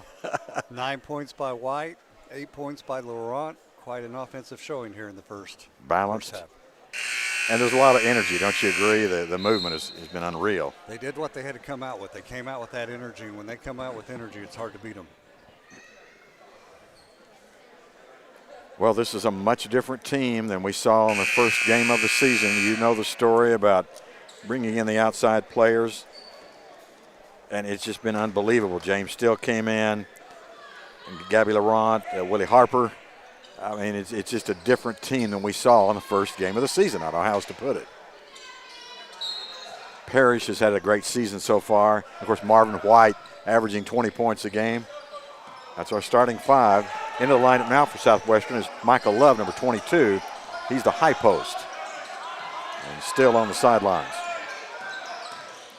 Parrish pulls up from 12. He's got it just as the buzzer goes off for the shot clock. He lost his balance and thought he was going to lose the ball, but kept it and made a shot. 32-18. Eagles starting to open this thing big time. Inside on the baseline. And the Pioneers will answer on a basket by number 33, Robert Lopez, the 6'1 senior out of El Paso. Scott across the timeline on the dribble.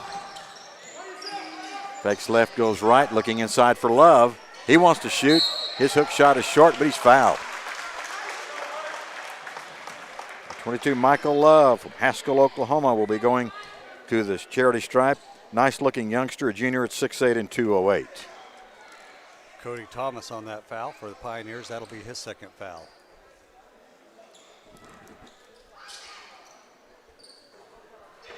No, didn't get the shooter's bounce there. No good. Still back in, replacing Laurent.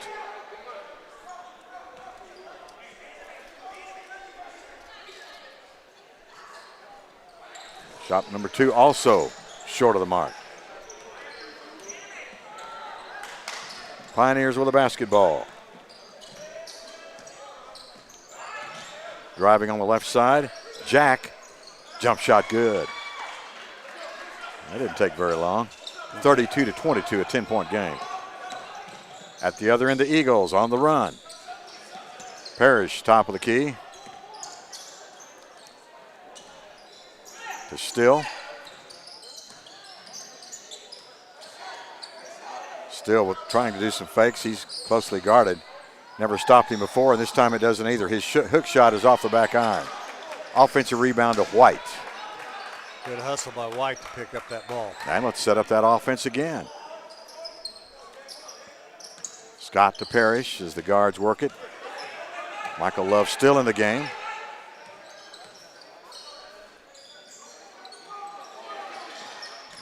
Driving left, Scott. And a push off as he made his move. That foul on Robert Lopez, that'll be his first foul of the game. 8th team foul now. And Sean Scott, the young sophomore, goes to the free throw line. He's averaging 3 points a game this year. He's a real playmaker, not a big time scorer. We've got plenty of that from other spots on the floor, but he's good with the free throw. Harper back in. This time Parrish gets a rest. Willie Harper checks in at the guard position. 3:31 remaining in the first half. 11-point game. Let's see if we can make it 12. Yes. And for Wayland, number 3, Marshall Nelson, the sophomore who's been in and out, is back into the lineup. Timeout called by the Pioneers. So 3:31 with remaining in the first half, and it's a 34-22 lead by the Southwestern Christian Eagles. Big telling story so far here in the game is points in the paint. The Eagles have scored 22 points in the paint. My, I didn't realize that. Compared to 10 for the Pioneers. Well, that's the ball game right there. That's your 12-point difference. All right, let's go home. Yeah.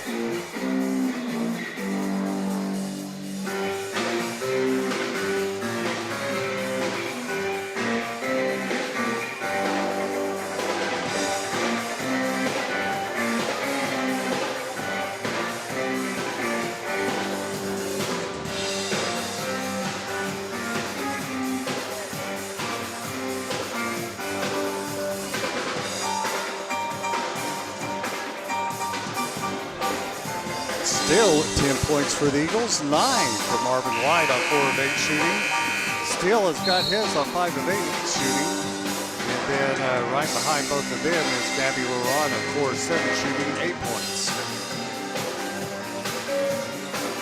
And you got your package of Skittles to make life better. Absolutely. There you go. I got my own energy going. You do. As if you need it anymore. Wayland back on offense as we resume play here at the MacArthur Court. Let's see what the men in black can do. Driving left and scoring easily is Nelson, a nice runner. That was a great shot. From the left side. And Marvin White will bring it up the floor for the Eagles. Looking for their 10th victory of the year and to go above 500. Here's the fall away by Harper. Hits the side of the backboard. And Nelson on the run. He feeds on the right side, and the finger roll is going to go this time by Redmond. At the other end, White. Almost out of control. Now sets up the offense. Just wait for Steele to get into the forecourt. Still thought he was going to go all the way in. A 12-point lead is now melted down to 8 points at 34-28, or 26 rather. Oh. And a steal. Nelson. Not sure what Scott was doing then. Here's Jack for the runner. Layup no good. We got a break there. White with a rebound. 2 on 3. Let's see what White does. Let's set up the offense. Willie Harper for 3. Yes, there it is. Willie Harper with the long range. More of a set shot than a jumper, but it counted the same. Willie was due for one. That was his first points of the game. Yeah, he was definitely due. 2-minute mark. We're approaching the 2-minute mark for half number 1. Nelson from the right wing. His shot no good. Love fights for the rebound. Foul is called. In fact, Love was hit from the side, and the Eagles are going to come out of this smelling like roses. That foul was on A.J. Jack. That'll be his second of the game. 37-26. Eagles on top. As I recall, they've only trailed once in this game, and that was 3-2 early on.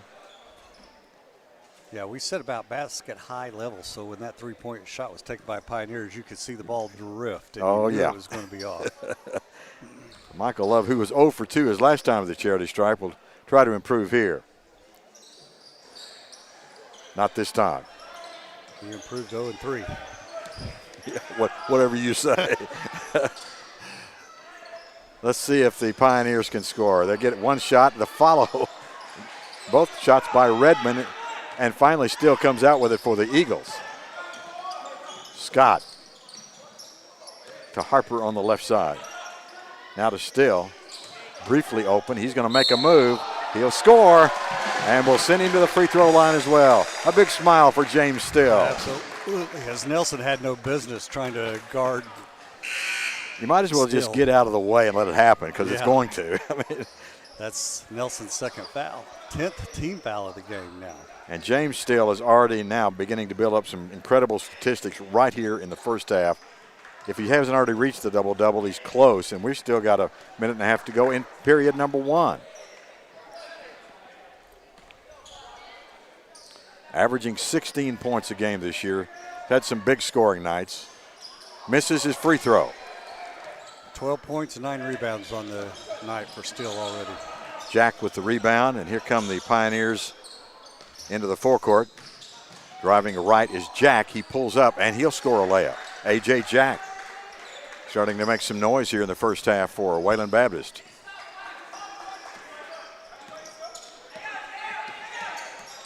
Kel Parrish back into the lineup, now controlling the offense. Comes to White. Marvin White with the runner. Yes, he's good. Wow, nice shot. Great job to get into the paint and then just did a little floater over the top of everyone. 41-28 Eagles. 52 seconds to go. Yeah, that's traveling in the biggest sort of way for Marcus Barnes. One look at Steele, and I'm going to pack my bags too. In fact, I'm going to kick it back outside and let somebody else try. Full court pressure by the Pioneers. It has not been successful here in the first half when they've used it. Robert Lopez checking it here to Nelson for the Pioneers. Gabby Laurent back in for the Eagles.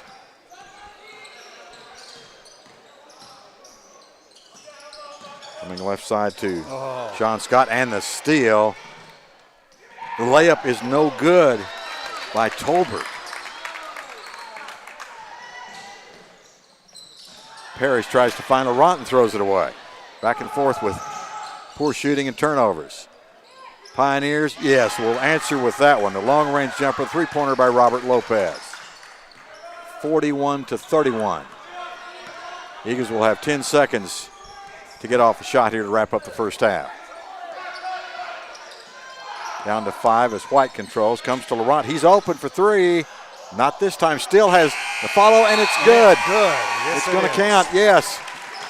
Well, the coach across the way was trying to wave it off, but I think they're going to give him the basket here. They gave it to him. It was off. There's no instant replay, but that was clear that it was in there. So, our halftime score, 43-31. The Eagles dominating for the first half of play. We'll come back with your second half statistics just here in a few minutes, but like Larry said, what a great first half. Wow. So exciting.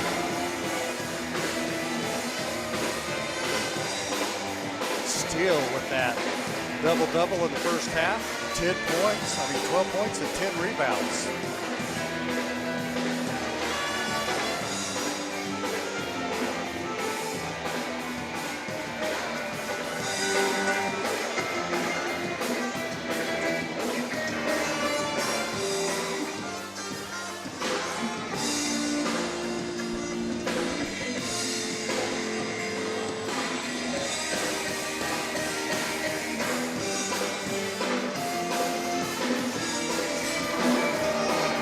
The advantage of being able to go back and look at the live stream and the plays getting ready to come up in a second. We'll find out whether Steele positively got that shot off. I'm telling you, he got it off, okay? Yeah, by what I saw, he got it off.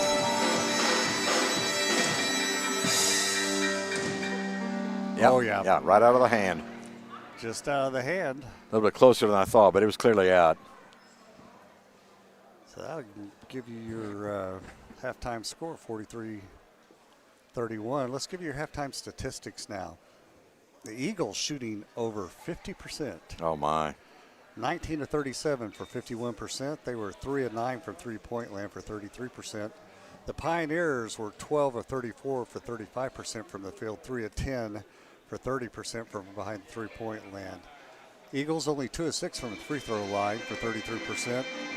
Pioneers not much better, 4 of 10 for 40%. Rebounds, Eagles with a 3-rebound advantage. They have 21, 3 of those being offensive, 18 defensive.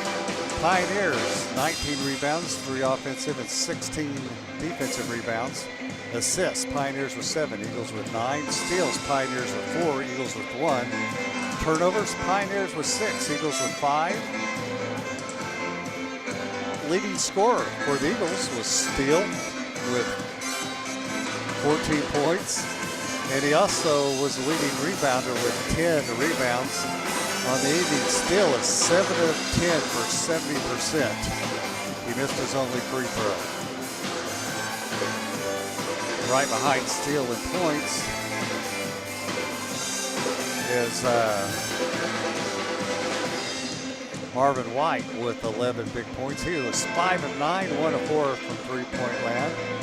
And Gabby Laurent was 4 of 8 and 0 for 1 from the three-point line with 8 points. 5 by Parrish. He hit a big three-pointer.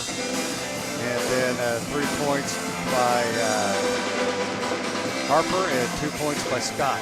Leading rebounder, like we said, was Steele with 10 big rebounds.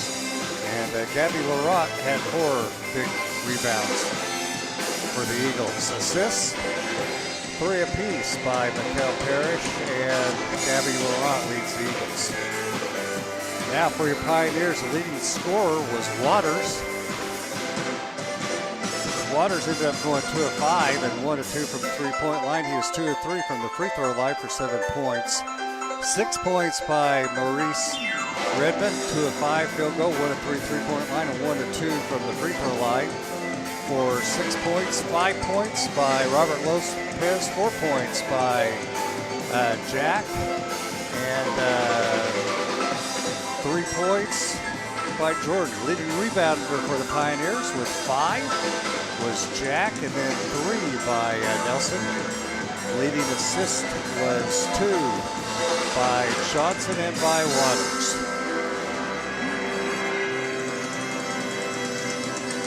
Bench scoring. Wayland has had a big advantage of bench, 13-3. Points in the paint, though. Eagles 28-16 by the Pioneers. Second chance points. Eagles with 6, Pioneers with 4. Points off of turnovers. Eagles with 4, the Pioneers with 3. And that brings us to our halftime score of 43-31. The thing that jumps out about me from the stat line is the field goal percentage, as you pointed out, 51.4 for the Eagles to 35.3 for Wayland. And really, I think that says it all. I'm actually surprised with those two figures that it's a 12-point game. It could have been more, but at any rate, we'll take it. 10 minutes to go until the second half. 43-31 Eagles. We're going to take a break. We'll catch you in a few.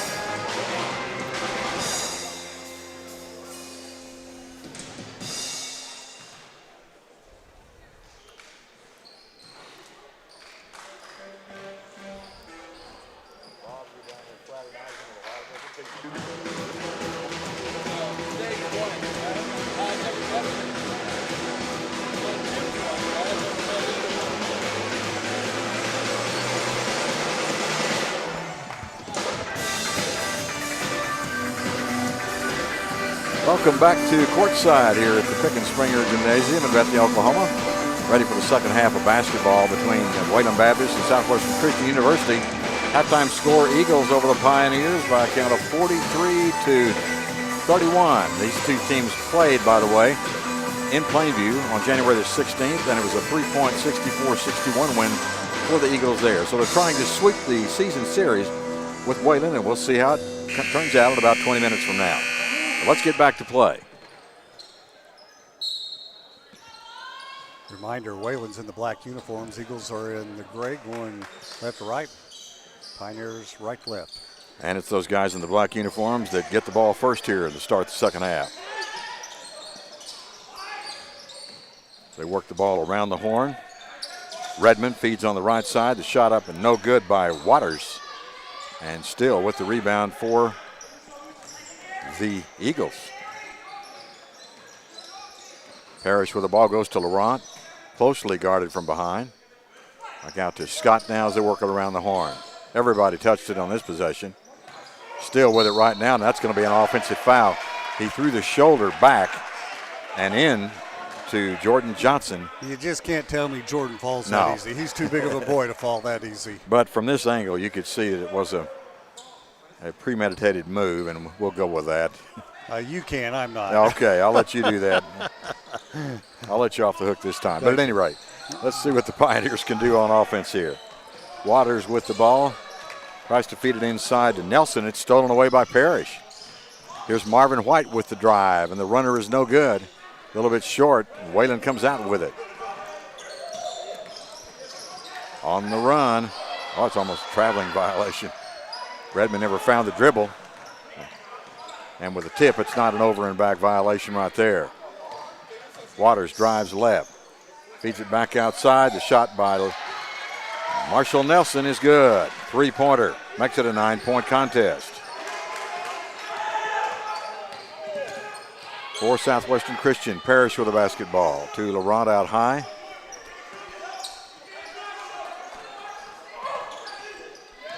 Laurent pulls up and feeds to Still on the pass. James moves in, and they're going to call him for a traveling violation. So he has a foul and a travel here to start the second half. I'm not saying nothing. Maybe that's a good thing. That could be a good thing. Nelson across the timeline to Waters with the basketball. Comes left to Redmond. Again, man-to-man coverage. That's what's been employed by the Eagles defensively all night long. Waters with the ball. Finally, a loose ball out of bounds. Cody Thomas never did find the handle on that thing as he was trying to spin all at the same time. That was wild. And Marvin White will take the inbounds pass for Southwestern Christian. Took the full court pressure being applied by the Pioneers. Yeah, they kind of backed off some on that because it was so unsuccessful. Still on the baseline. Feeds into Laurent. He's open. Yes, he'll score and go to the free throw line. Tall as Laurent, I mean, it still is. He can see over everybody. So he just sits there and waits. And just takes a look-see and then feeds it off. Laurent also having a big night. And we're 17:41 from the end of regulation. It's 45-34. Make it 46 with the conventional three-point play. That's 13 points now for Gabby. Pioneers work it around the perimeter. Comes left to Thomas. And contact is made here on the near sideline of Scott with the foul. John Scott. That'll be his second foul of the game. Second team foul for the Eagles.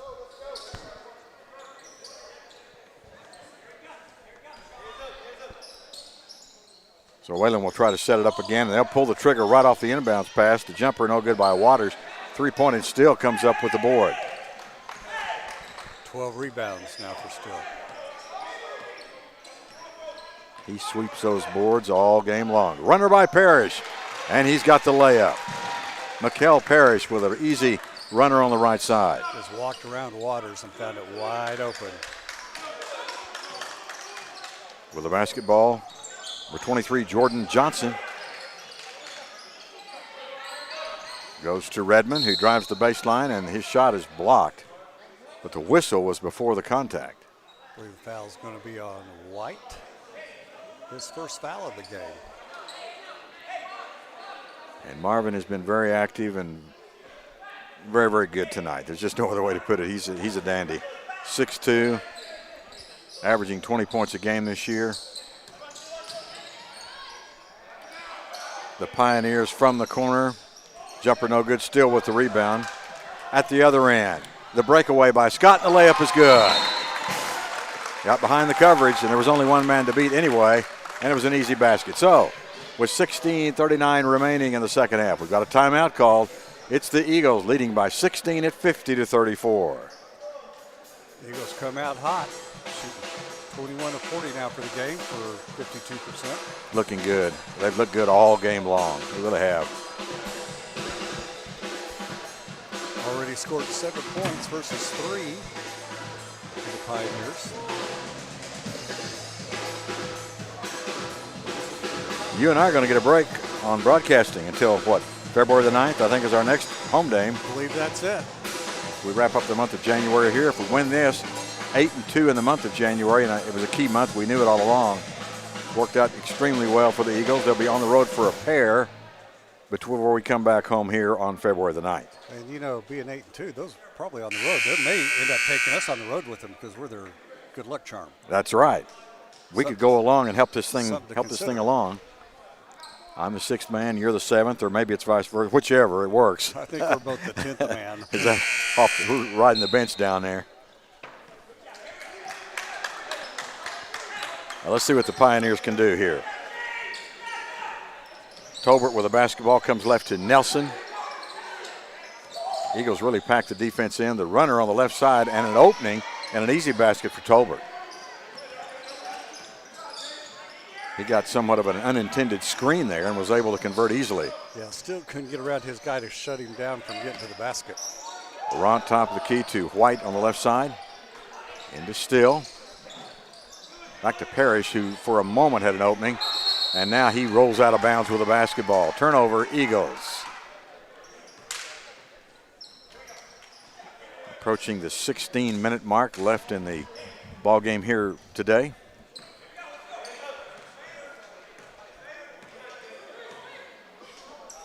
Tolbert across the timeline. Nelson, his wingman here on the left side, and it's Nelson for three, and he's got nothing but net. And that cuts it down to an 11-point difference there, 50-39. Parrish goes right, and the ball is knocked out of bounds right out of his hands. Eagles will maintain control. Timeout Eagles, 30-second timeout. 15:39 remaining in the second half, 50-39. The Eagles have led almost the entire ball game and have pretty well dominated play, actually, when you look at it. Nelson, your leading scorer for the Pioneers with 8 points. Jack with 5 rebounds and Waters with 3 assists. Still with 14 points, still with 13 rebounds, and still with 3 assists. Think Still's dominating? I think so. Yeah. Read his figures one more time so we can savor it. 14 points for Still, 13 rebounds there for you Still. go. Still has 3 assists. Okay. Yeah, that does sound good. Leading in all 3 categories for the Eagles. Parrish on the right side to Still. He'll pull up from 15. Jumper no good. At the end there, and the driver by Nelson. Oh, in and out, no good. The follow tip is in there, and I believe the credit is going to go to Cody Thomas. There's 2 guys right there, but I think it was Thomas with the putback for the finish. Parrish. Closely guarded. Feeds it back to Still, and no. Offensive foul. Parrish. Yeah, an offensive foul. After he passed the ball, he ran over his guy. 3rd foul for Parrish, 15-minute mark, something to watch. Down to a 9-point difference now at 50-41, and we have hit the 15-minute mark left in this game. Pioneers with Tolbert controlling. Comes outside to Nelson. active defense, a lot of contact inside. Nelson for three, no good. Laurent with the rebound as he skies to scoop it away. Scott to Laurent, drives left. No good, but Still is there for the follow. James Still with the basket. It's going to be his 16th point. Great offensive rebound. At the other end, the Pioneers will try to answer quickly, and they will on a nice spinning layup by A.J. Jack. 52-43 Eagles. Quickly break the press and set up offense in the forecourt. Give the Pioneers credit. They're hanging tough in this one. And there's a steal and a breakaway. Let's see if they can score. Steele got there before everyone else, and it made him very reluctant to try to shoot. They'll set up the offense. From the free throw line. Yes, on the jumper. A.J. Jack. Nobody acted like they wanted to guard him. He was going to shoot at the top of the circle, and by the time he got to walking in, he was at the free throw line. 52-45. Pioneers have the ball again.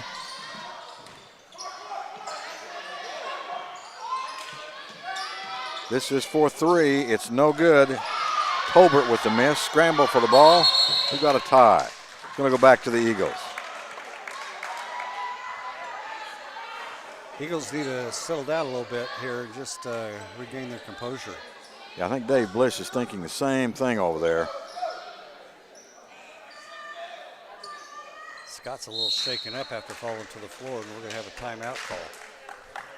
13-16 remaining in the second half. It's Southwestern Christian 52, Wayland Baptist 45. Eagles shooting 52% still. 23-44, 3 of 9 from three-point land for 33%. 39% by the Pioneers now, 18-46. 5 of 17 from three-point land as they hit a couple of three-pointers here in the last couple of minutes, 29%. Rebounds, Eagles 27, Pioneers 22.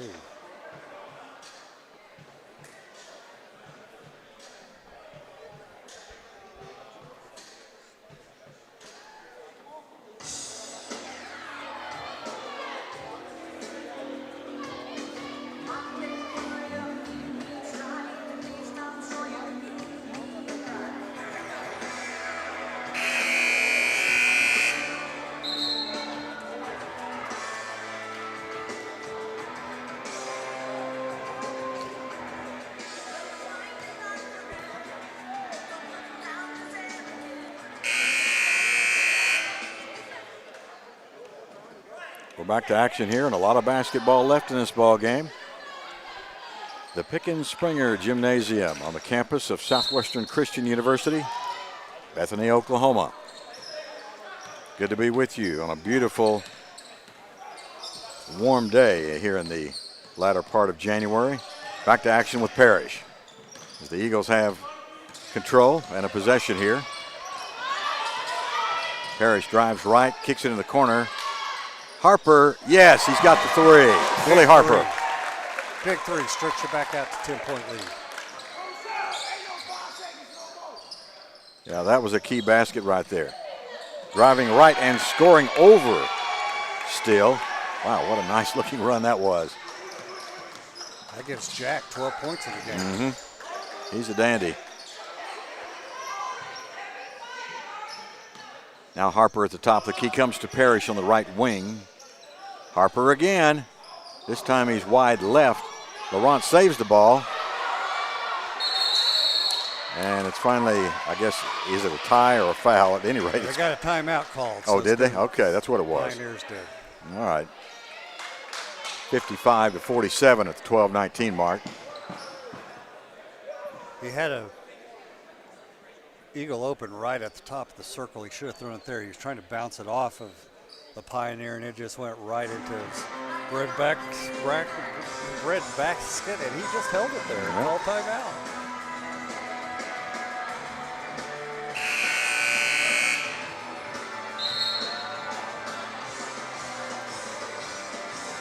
Earlier in the evening, we had a ladies game. Wayland Baptist defeating Southwestern Christian 62-54 after coming from a big deficit to win that ball game.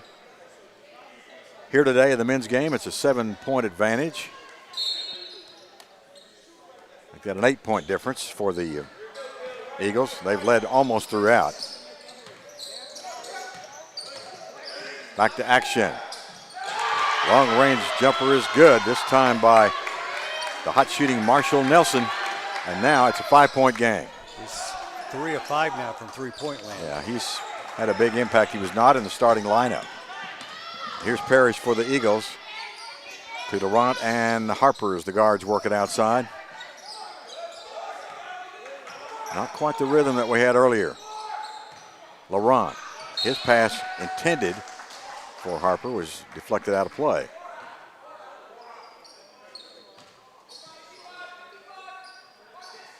Still will try his hand at 3, and he's got it. Cool hand Luke.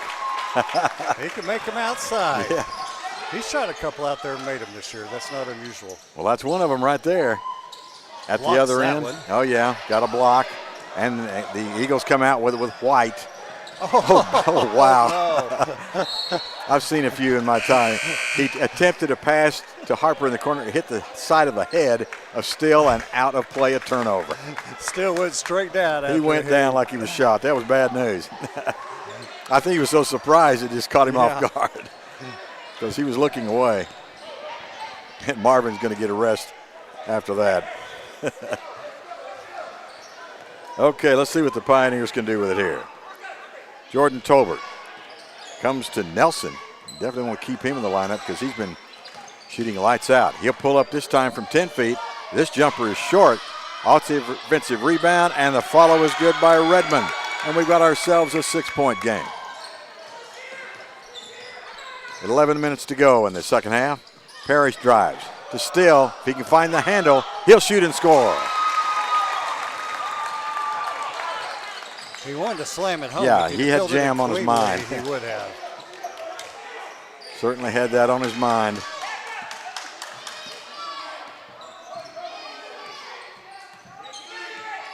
Tolbert with the ball, finds a crease, finds the left corner. Pioneers always looking for a way to penetrate, to try to get it in, not settling for just the long-range shot. Here's the pull-up from 10, and Jordan Tolbert is good again. A fine little guard. Parrish on the right side. Goes to Still. He's looking for a hook shot. His right-handed jumper is no good. Should have taken it up with the left hand. Parrish steals the ball and then is fouled on the follow attempt. That foul going to be on Thomas, I believe. Mikel Parrish, 6'1", a sophomore out of McKinney, Texas. 82% from the foul line, averaging 10 points a game this year. Has really been hot of late. And they actually ended up calling that on Nelson, and that's his 3rd foul. Just under 10 minutes to go, and the free shot is good. 61-54 now. Let's see if the Eagles can tack another one on.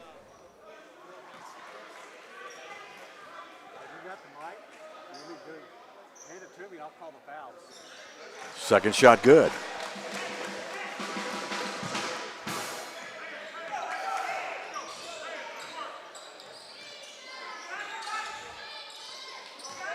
Pioneers on offense again. Tolbert with the ball goes in the corner to Redmond as they work it out high.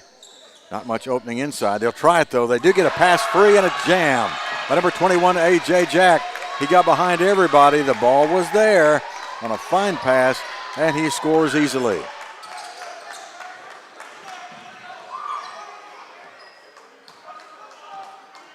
Parrish for the Eagles. He got hooked on a move toward the goal. We're going to have a foul call. 9 minutes and 16 seconds remaining in the second half. It's 62-56. And Southwestern and Wayland are much tighter than they were earlier in the ball game. Into the contest now for the Eagles is Michael Love. Here's Scott with the ball, double teamed at the top of the key. Laurent gets an opening from 12, and he buries it. Gabby Laurent. 8-point difference. Let's see what Redmond can do with the ball. And the freshman Tolbert at the top of the key.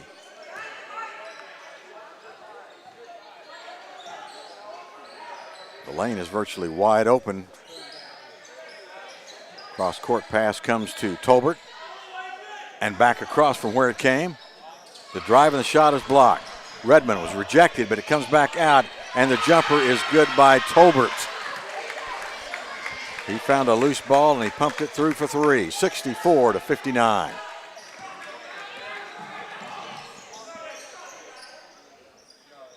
Scott with the ball for the Eagles. These two teams have been running hard all day long.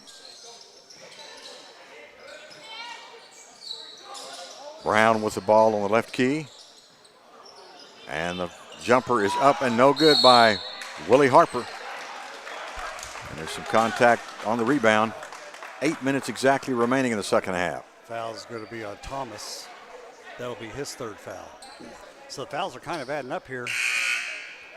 And they'll do that quickly. It's a 5-point ball game at 64-59. The Eagles are on top.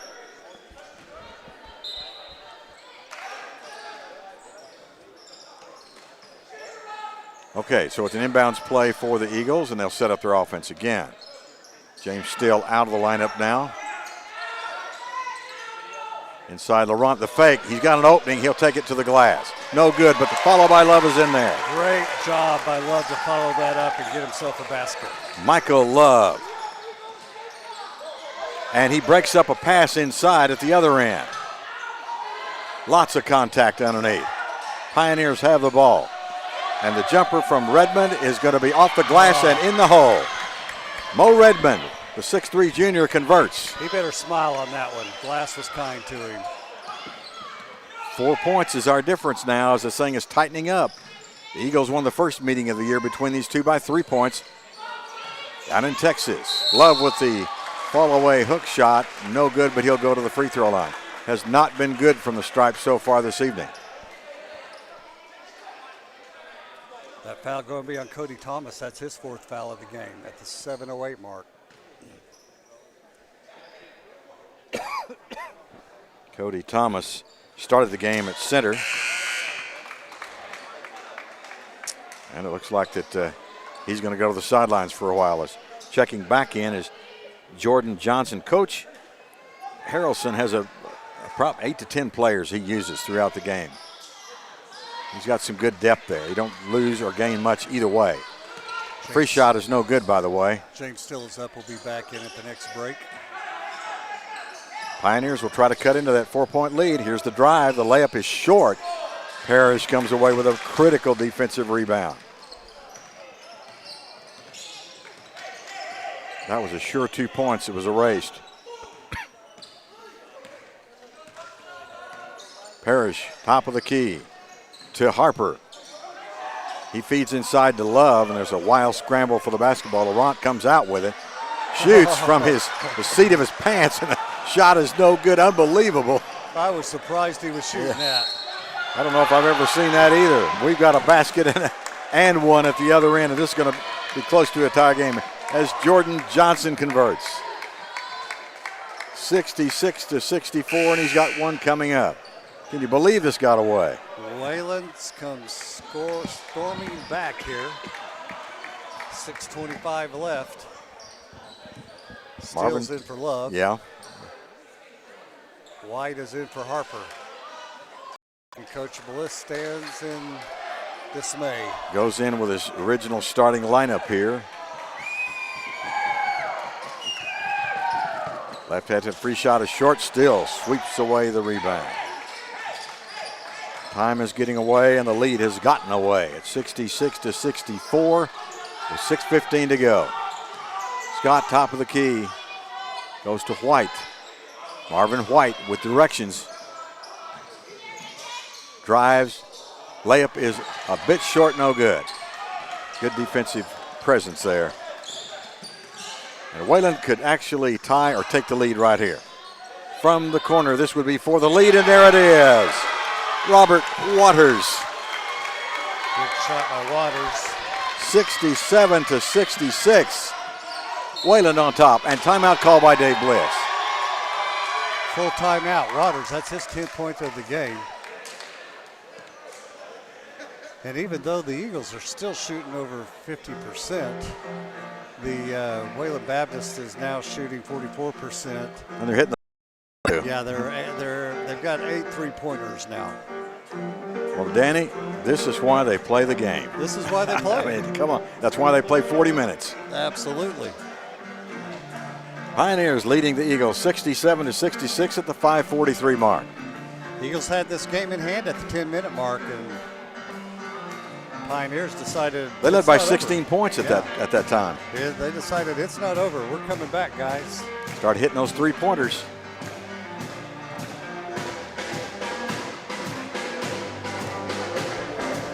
Well, Dave Bliss across the way has got out the chalkboard, or actually the whiteboard, I guess in this case, trying to come up with a solution to this situation. I thought maybe he had his belt off over there. What a steal this would be. Wayland could come in here and win this, but we've still got almost 6 minutes of basketball to go. So yes, we're excited to see what comes out of it.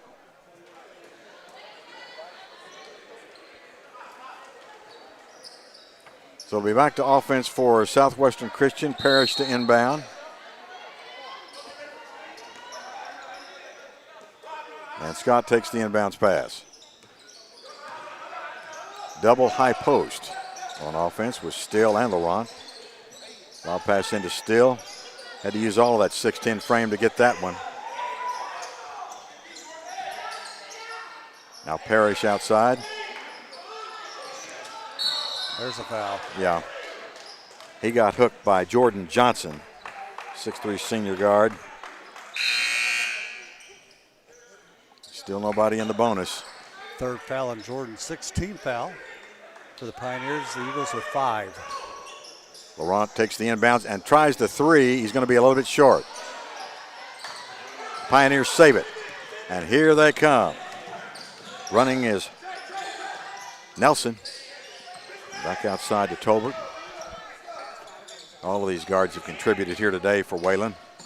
In the lane with the hook shot. The short hook shot is no good. Missed by Jack. And the Eagles are 16 rebounds now for Still. Wow. He's had a big day. But we need more now because the score is a 1-point difference in favor of the Pioneers. Marvin White to Still. Tries to back his way in. Shoots and scores. Still. What a critical time to get that one. I was going to say, they hadn't gone into him in a little while. That was a good time to go to him. 4.5 minutes to go. 68-67 Eagles by 1. That may go away, and it does right there. Easy layup on a pass inside to Jordan Johnson. Still lost his man that time. Allowed Johnson to get loose under the basket. It's back and forth here tonight in Bethany, Oklahoma. White drives. Pulls up, feeds to Parrish. I don't know that he was looking for the ball. He finally comes out with it. Mikal Parrish. 7 seconds on the shot clock. Here's White for 3. He's got it. Banks it in somehow. I don't think he planned to use the glass, No. but it worked. Hey, as long as it goes in, that's what counts. 71-69 Eagles. At the other end. Shot no good on the runner by Tolbert. And White to Still. And they're down on the numbers, so they need to set up this offense. And Parrish will do just that. That's what Still does. Pulls it out, hands it to Parrish. Parrish with the ball on the right wing. Drives in. Ran into a crowd of black shirts, and the ball is deflected out of play. Southwestern Christian to control. And remember, 9 seconds on the shot clock. And we're coming down the stretch here. This is when everything is big. Eagles lead by 2, 71-69. And I hope that Laurent and these others are aware of that shot clock. Down to 4 seconds. White will pull up from way outside. He's got another 3. Marvin White. That's a big shot by White. That's 17 points now for White. And he stepped out of bounds. Oh, yeah. So we're going to turn it over. Pioneers step out of bounds. Controlling that ball that time was Waters. He just didn't have enough room to get through. Give it to the Eagles.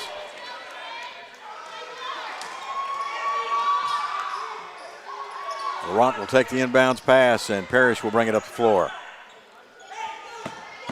74-69.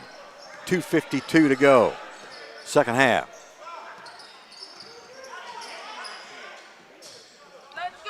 No need to hurry. Scott gets a breakaway. His layup is no good. Still on the follow, he's fouled. I think even Sean Scott was surprised by the opening he found, and he just couldn't put it in the hole. Upset with himself. Anyway, Still will be at the charity stripe. Doesn't it help to be 6'10"? I mean, come on. That makes a huge, huge difference. He's 0-1 from the line tonight so far. Make that 1-2. Big turn of events here in the last minute. Started by White, making a couple of those threes. And Still is 1 for 2 on this conversion.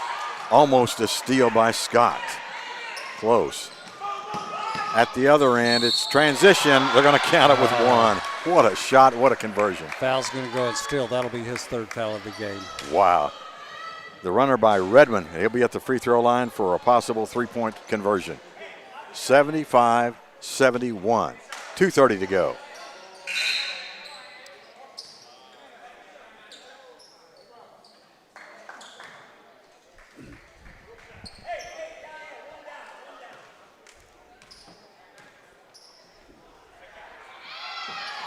That makes it a three-point game. Marvin White against full court pressure, gets it back to Parrish, and here we go.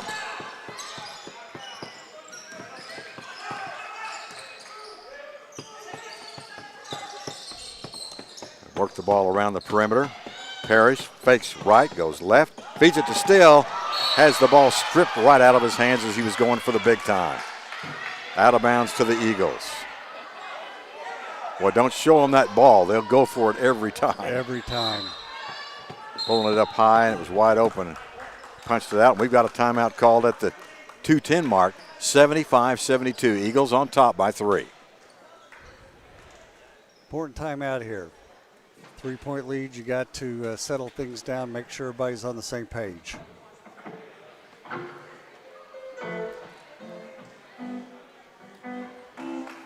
Coach Bliss kind of walking around a second, gets his thoughts together, then goes in and starts talking to the team. Well, they won the first meeting of the year between these two in Plainview by 3 points at 64-61, and they lead tonight over the same Pioneers 75-72.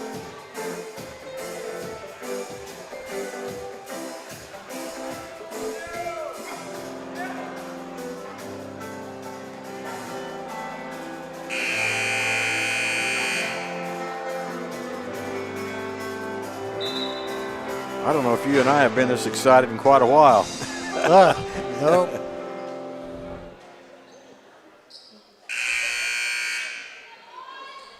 A little bit like last Saturday's game against Mid-America. That was pretty tense coming down the stretch also. And I had to miss that one. I watched it on the internet, but I was not able to be here. Okay, back to offense for Parrish. Oh, he had Laurent open, and the ball went right through his hands. He's going to pull the trigger for 3 as the shot clock expires, and he's short. No, out of bounds. He tried to call timeout. Reaching for the ball was Waters. He came down on the ground, called for timeout, but he was out of bounds. Yeah, absolutely. Now, why don't they go ahead and give him the timeout, though? I don't know. I guess I don't know if they asked him if they want it or what, but he didn't get it. Turnover. That's a big turnover. Absolutely. And use that 25 seconds.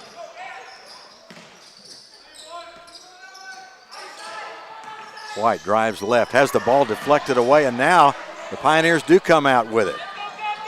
The runner, the layup is no good by Waters. The follow won't go down. They're going to get a third try, and no, not this time. Wow. What an exchange. They did everything but score. And Waters may get the opportunity to do that. Foul's going to be on Parrish. That'll be Parrish's 4th foul. Yeah. Be careful. If we were to go into overtime, that's where those fouls can really jump out at you.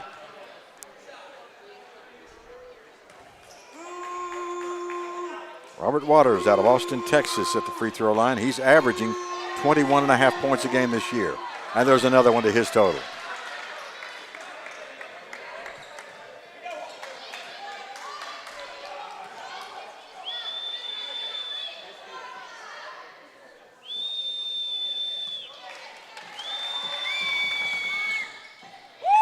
Second shot, no good. And it's a 2-point contest at the 1:30 mark. One possession game. Scott on the right side with the basketball, comes out to Laurent. Harris looks for an opening. From 10 feet, Stills jumper is no good. Laurent on the follow, yes. No bigger rebound and putback than that one right there by Laurent. Gabby Laurent will finish the matter at 77-73, and we're now under a minute to go.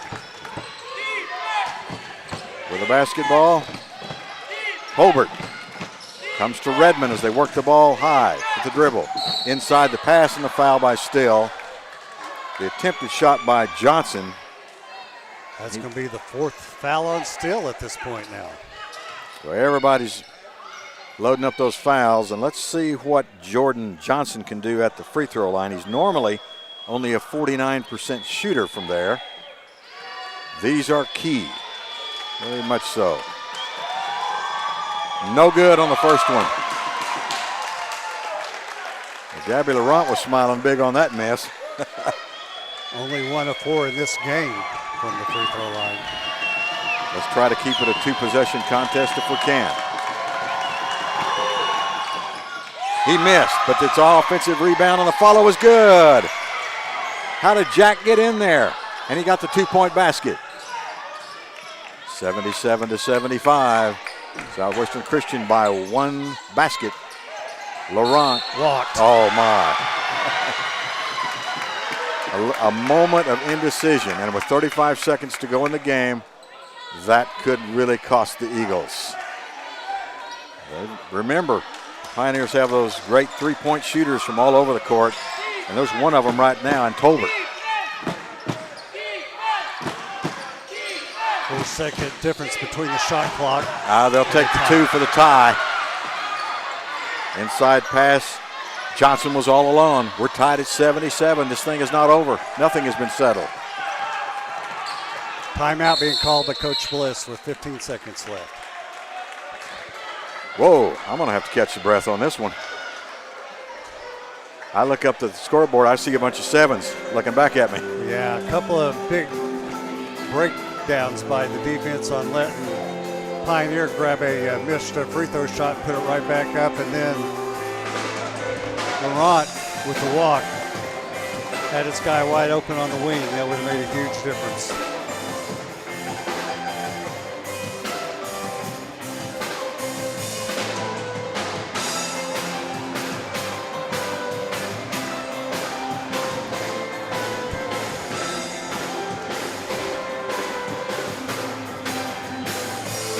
.4 seconds remaining in regulation. Tied at 77. We need to win this right here. We don't need to be going into overtime. Now everybody's carrying around a bunch of baggage in the way of fouls. So we do need to just settle the issue right here. Sure don't want to lose it. Wow, that would be heartbreaking. After leading and dominating for much of the game, well, the last 10 minutes have been wild. Wayland started hitting those 3-pointers. And they've gotten some openings underneath their own goal, too, which was kind of unexpected. 17 fouls for the Pioneers, 8 for the Eagles. It's offense for the Eagles. They'll have to inbound right here in the forecourt. Scott with the ball. Laurent with it. 8 seconds. Now to White with 6 seconds. Bad pass. It's going to go belong to the Eagles barely with 3 seconds. 3.2. You know, it doesn't give you a lot of time to do much. That was actually a nice defensive play there. It's almost like the foul to give. They only give you 3.2 to work with. Parrish to Still. He's going to try to settle it here. Jump shot, no good. Overtime. We're going to overtime. We are going to overtime. Can't believe it. After leading by as many as 16, perhaps even more, we end regulation tied at 77. Still had a good look from about 8 to 10 feet out. Just didn't go, and then the light went on. Yep. Rebound or foul issues. We've got Still with 4, Parrish with 4.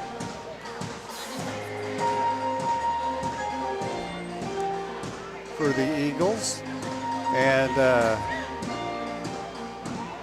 for the Pioneers, we got Thomas with 4, Jordan Johnson with 3, and Jack with 3, and Nelson with 3. So that's your foul issues. Danny, we're going to have an extra 5 minutes of basketball. That's the way this thing stacks up. I don't have a feeling either way how this might go. Not at this point. We've got James Still with 18 rebounds, 24 points. Laurent with 7 rebounds, 15 points. And White with 3 rebounds and 17 points. Sorry, Laurent had 15 points. For Pioneers, Redmond, 6 rebounds, 14 points. Jack with 10 rebounds, 16 points. And Waters with 3 rebounds and 11 points. We're going to start the whole thing again. That's where we are. I'm not doing another 40. It'll be Jack jumping against Steele. A big difference in the height here. Let's see if the Eagles can control. No, they're going to give it to the Pioneers. Jack jumped it before the ball went all the way up. Tolbert with the ball. And they're going to turn it over to these guards outside. Redmond now, top of the key. Almost a handoff to Waters.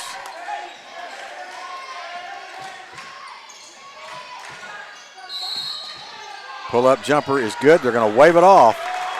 I'm not sure what he did. There was a foul. Offensive foul. Push off. Wow. That was Waters. He buried the thing. Waters with his 3rd foul. A break for the Eagles because he put the ball in the bottom of the net. Pushed off to get that opportunity. Here's White at the top of the key for the Eagles.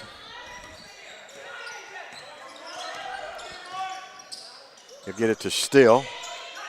With his back to the basket, Still tries to back in and loses control. Bounced right off his knee. So a turnover.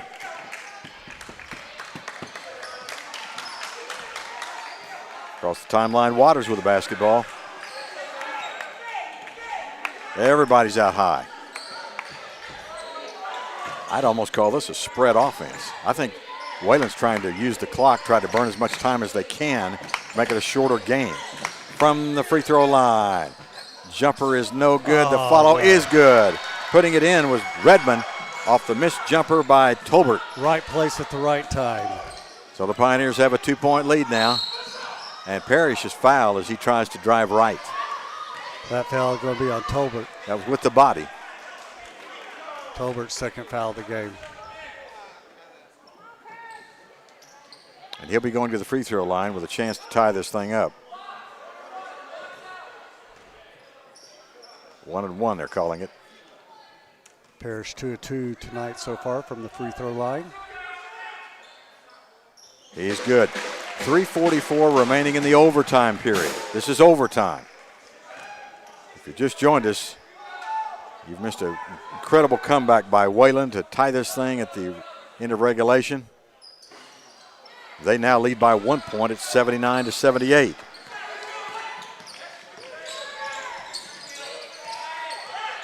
Tolbert with the ball again, pulling it out in that semi-spread. And they're going to call a timeout to discuss this strategy. So 3:32 to go in the overtime period. It's 79-78. Wayland leading Southwestern Christian. I'm tired. I'm getting there, yes. The adrenaline starts to run low after this much time. Eagles are still shooting over 50%. They're 32 of 64. So how can they be behind? How can they be behind? 7 of 15 from the 3-point line for 46%. Pioneers 32 of 70 for 45%, and 9 of 21 from the three-point line for 42%.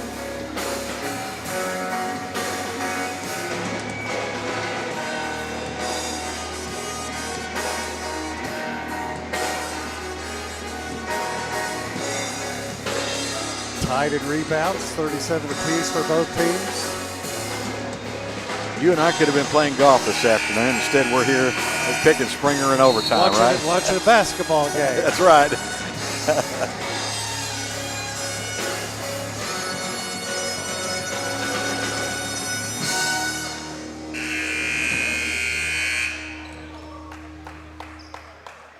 Okay. It's going to be back to offense now for the Pioneers. They called the timeout. They've got 3:30 to work with, a 1-point advantage. Waters controls the offense. He fakes the shot, works it into the lane, and the lost ball. Good hands by Steele. Yeah, A.J. Jack couldn't hold on, and now the Eagles have a turnover to work with. Every possession is critical. It is. That's a good point. White at the top of the key. Kicks it to the corner. Parrish with the drive, and the layup is good. We're going to count it with one. He called the foul on the Pioneers. I believe that's going to go against Johnson. What a key conversion there. And now the lead back to the Eagles by one, could make it two. And Johnson with 4 fouls. You can't take him out now. It seems like everybody's playing with 4. Parrish at the charity stripe. He's been good this year. He's good again.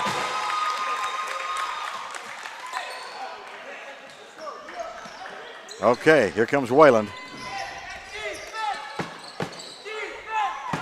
Colbert comes on the left side. Colbert has been the point guard for much of the day. Now to Redmond. And back out to Waters. These 3 guards have been incredible today. They work it inside the fake. And there's going to be a foul on the floor on Still. They're going to call it on Scott. Are they? Okay. This will be 1 and 1. It is not a shooting foul. So A.J. Jack with the big fake, and he'll be going to the free throw line. Scott with 3 fouls.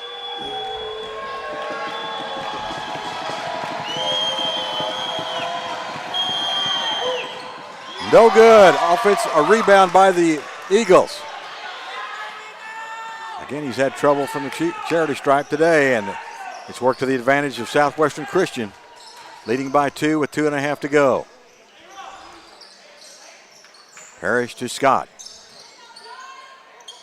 Gabby's been quiet. He's going to try to change that now, and he does. Gabby Laurent. 17 points now for Gabby, and we're going to have a foul on Gabby. Now we're watching the scoreboard to check the number of fouls that we're dealing with. That's only a second foul. Yeah, he's been pretty foul-free today. It's a 4-point game. 2:09 remaining. The crowd has definitely gotten its money's worth here today. Jack at the charity stripe.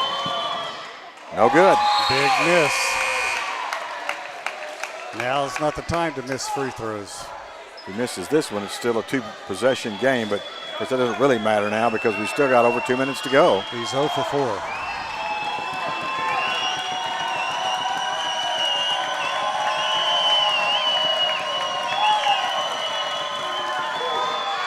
Yeah, way short. But an offensive rebound and a steal by Parrish and a foul. That foul's going to be called on the Pioneers, number 23. More importantly, we're going to the other end for charity shots. Johnson, and he's fouled out of the game. So after all this time, we finally have somebody foul out. He's had a big game.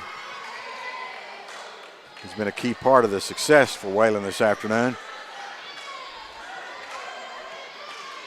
9 points, 2 rebounds, 4 or 5 shooting. Jordan Tolbert will come in. Now they're calling him back. Let's see how they go with it.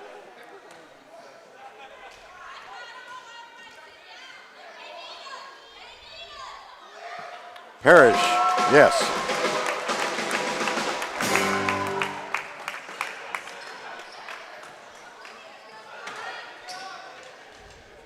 .206 in overtime. Misses the second one. 84-79. Pioneers on the run. Still a 2-possession game. Big block by Steele. Still with the block, and that's what he's done all year. And a timeout is going to be called. Even Dave Bliss is cheering on that one. As a turnover. Eagles turned it over. Oh, I'm sorry. Okay.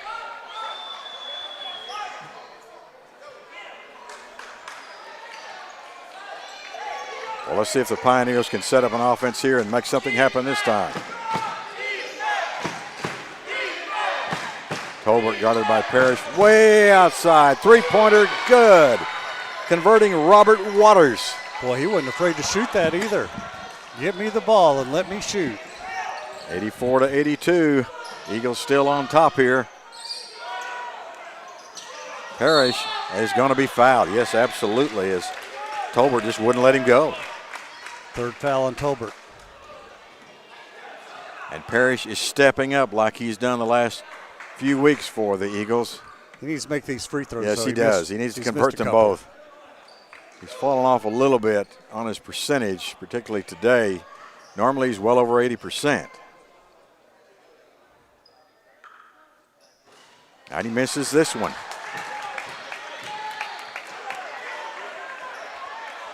.129 left in the overtime period. That makes him 5 of 8 from the free throw line tonight. Second shot also bounced off the rim. Where's the foul? That was a bad call. Ref looking right at it, didn't call it. At any rate, Wayland comes out with it, trailing by 2.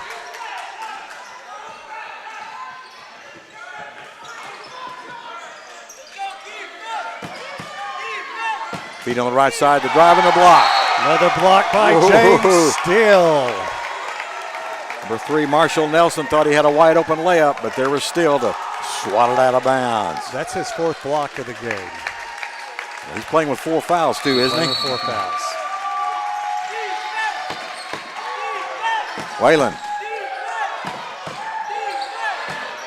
This time a long range shot by Nelson is no good. They get the rebound. 1 minute to go. 3-pointer no good. Still with the rebound there, and he is fouled. No, they're going to call it a jump ball. Oh, that's another bad call. Yeah, it looked like a foul, looked like a reach in, but they're going to call it a jump ball, but the arrow points the other way.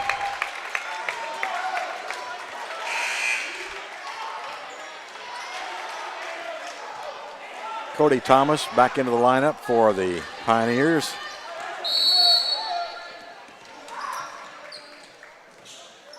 Marvin White takes the inbounds pass. Back to Parrish. We'll see what the strategy is, to use all of the shot clock or try to find some opening somewhere. White with the ball. To Scott, he looks at the shot clock, which shows 8 seconds. Parrish in the corner, Scott for 3. There it is! That's the one. That may do it. A lot of time. 25 seconds to go. 5-point lead. Jumper no good by Tolbert. Scramble for the ball. The follow is in there. And quickly a timeout. 16.6. 87-84. I'll tell you what, fans, this is true excitement we've had here this evening. Everybody up on their feet. 16.6. Of course, they're going to have to foul. That's going to be the goal. I mean, 3-point difference. 3-point difference. They're going to try to steal the inbounds. If they don't get that, they have to foul pretty quick. The question is, whose hands do you get it in to get to the free throw line? Well, let's look at it. Scott's 2 for 2. Still shoots 76%. Oh my, let's see, 82% for Parrish, although he's had a rough day here. 77% for Laurent. So Now we got a number of them in there. I'd have to go get the ball into Scott's hand or into Steele's hand. Yeah, I think that's good. Well, Parrish has missed 4 shots in the last 4 free throws in the last 3 or 4 minutes. 2 in a row last time at the line. It's very un-Parrish-like, but it's just one of those days where it hadn't fallen for him. Let's talk about Steele for a minute. 24 points, 19 rebounds. Wow. He also has 4 blocks and 4 assists. That's quite a line. That's quite a night, yes. Okay, so it'll be full court pressure. Okay, Scott, they got it in his hand. Parrish with it. I can't believe there's not fouling. Scott, they reach around, miss him, 7 seconds to go. He's in the open floor. Finally tackle him with 5 seconds to go. I mean, he literally tackled him. The foul goes to Waters as he dove at his waist and took him down. Where's the intentional? 5.5 seconds to go, and free shots coming up for young Mr. Sean Scott. Yeah, I don't know how you get around that. There's no doubt about that one. Put on the pads, Sean. Let's see if you can convert right here. You got the right one at the line, and he Oh. bounces it. Hit this one, you can wrap up the ball game, my friend. Put it in the hole. 5 seconds left. Still making changes for the Pioneers in their lineup. Putting all the shooters in there. Robert Lopez in. He has had limited action here today. But the spotlight is on Sean Scott right here.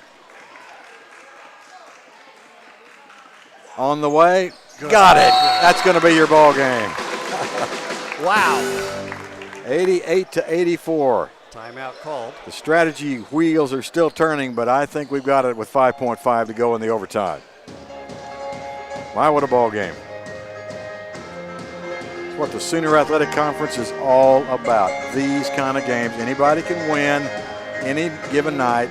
Like we said earlier, that's why they play the game. That's why they play the game. So the Eagles are going to escape by the skin of their teeth. Yeah. Having a 16-point lead at the 10-minute mark of the game going into overtime.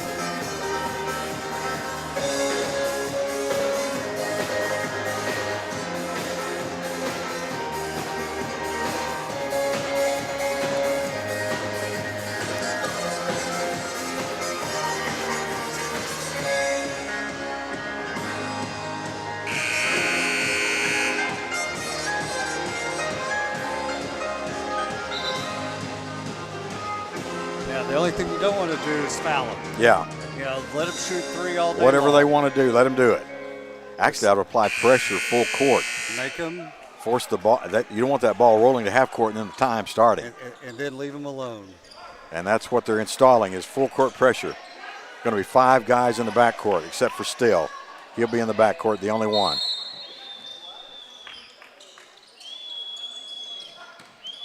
Okay. Don't foul. Don't foul. 2 seconds to go. Here's the 3. It's no good. That's it. 88-84. Eagles win. In overtime, 88-84. Time just ran out on the Pioneers after an intense, ferocious comeback over the final 10 minutes of the game.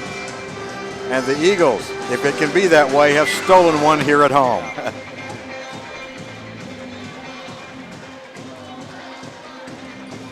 Didn't know how it was going to go, Danny. Didn't either. I have to catch my breath. Yeah. That puts Eagles now 10-9 on the year and 6-4 in conference play. So that's fabulous. Wayland Baptist Pioneers are going to fall to 12-9 on the year, which is a good record, but now they're 4-6 in the conference. And conference play is where it counts at this point. What a ball game. Would have been a great place for entertainment here on a Saturday afternoon. All right, let's get in your game statistics. Eagles end up shooting 35-67 for 52% for the game, which is fabulous shooting. They were 8-16 for three-point land for 50%. Pioneers shot 34-78. They got off 9 more shots than the Eagles did, but they only shot 43% for the Pioneers. Three-point land, they were 10 of 25, or 40% for three-point land. Free throws, Eagles shot 10 of 22. That nearly cost them coming down the stretch. 45%. The only thing better was that the Pioneers only shot 6 of 19 for 31%. Rebounds, Eagles 40, 8 offensive, 32 defensive rebounds. Pioneers 42 rebounds, 2 more than the Eagles, 14 offense, 28 defense. Assists, tied up 17-17. Turnovers, Eagles with 17, Pioneers with 14. Eagles with 4 blocks, 2 big ones coming down the stretch. There's still 1 for the Pioneers. Bench scoring, big number here, 36 bench points for the Pioneers compared to only 8 for the Eagles. Points in the paint, 48 for the Eagles, 44 for the Pioneers. So they closed that gap in the second half. Second chance points, Eagles 13, Pioneers had 21 second chance points. Points off of turnovers, Pioneers 21 points, Eagles only 14. So it was, the statistics almost swung there in that second half. I'll tell you what, victory is sweet, and it has been a sweet month as far as the Eagles are concerned. If we've got it right, they've won 8 and lost 2 here in the month of January, and they're now moving up the ladder as far as the Senior Athletic Conference is concerned. No telling what the rest of this season might hold for Southwestern Christian University. Absolutely. Let's go over individual statistics as quick as we can here, because I know y'all are tired of listening to us. We're tired of listening to us. Absolutely. James Steele ends up with 24 points, leading both teams. He was 11 of 18 from the field, 1 of 1 from three-point land, and 1 of 3 from the free throw line. Behind him with 17 points apiece was Marvin White and Gabby Lorot. 8 points by Sean Scott, hitting a big free throw there at the end. 14 points by Mikhail Parrish, 6 by Willie Harper, and 2 by Michael Love.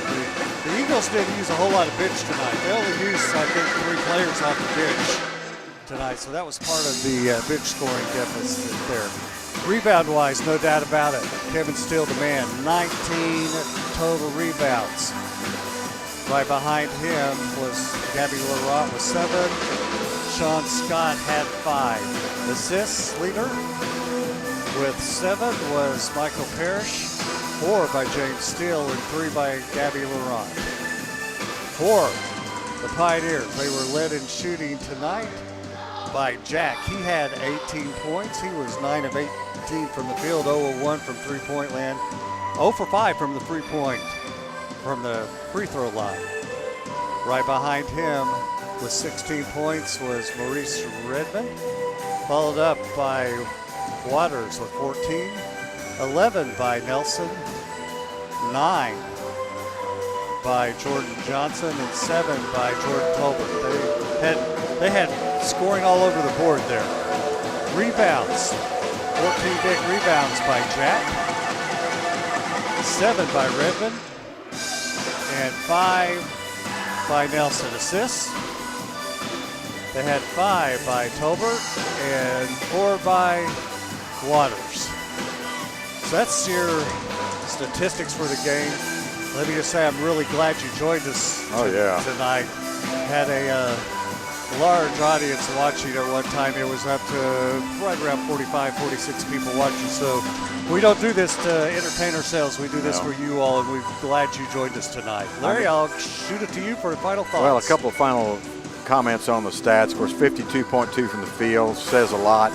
We talked about the monster night by Steele at 24 points and 16 rebounds, but that's not the whole story. Double figures for Parrish, LaRonald White. Congratulations, sir, all around as Southwestern Christian wraps up the month of January with a victory. Congratulations to you and I. Isn't that right? We made it through the game. We made it through. A couple of old boys sticking with the thing. We had a lot of excitement going on here. So we want to thank you for joining us today.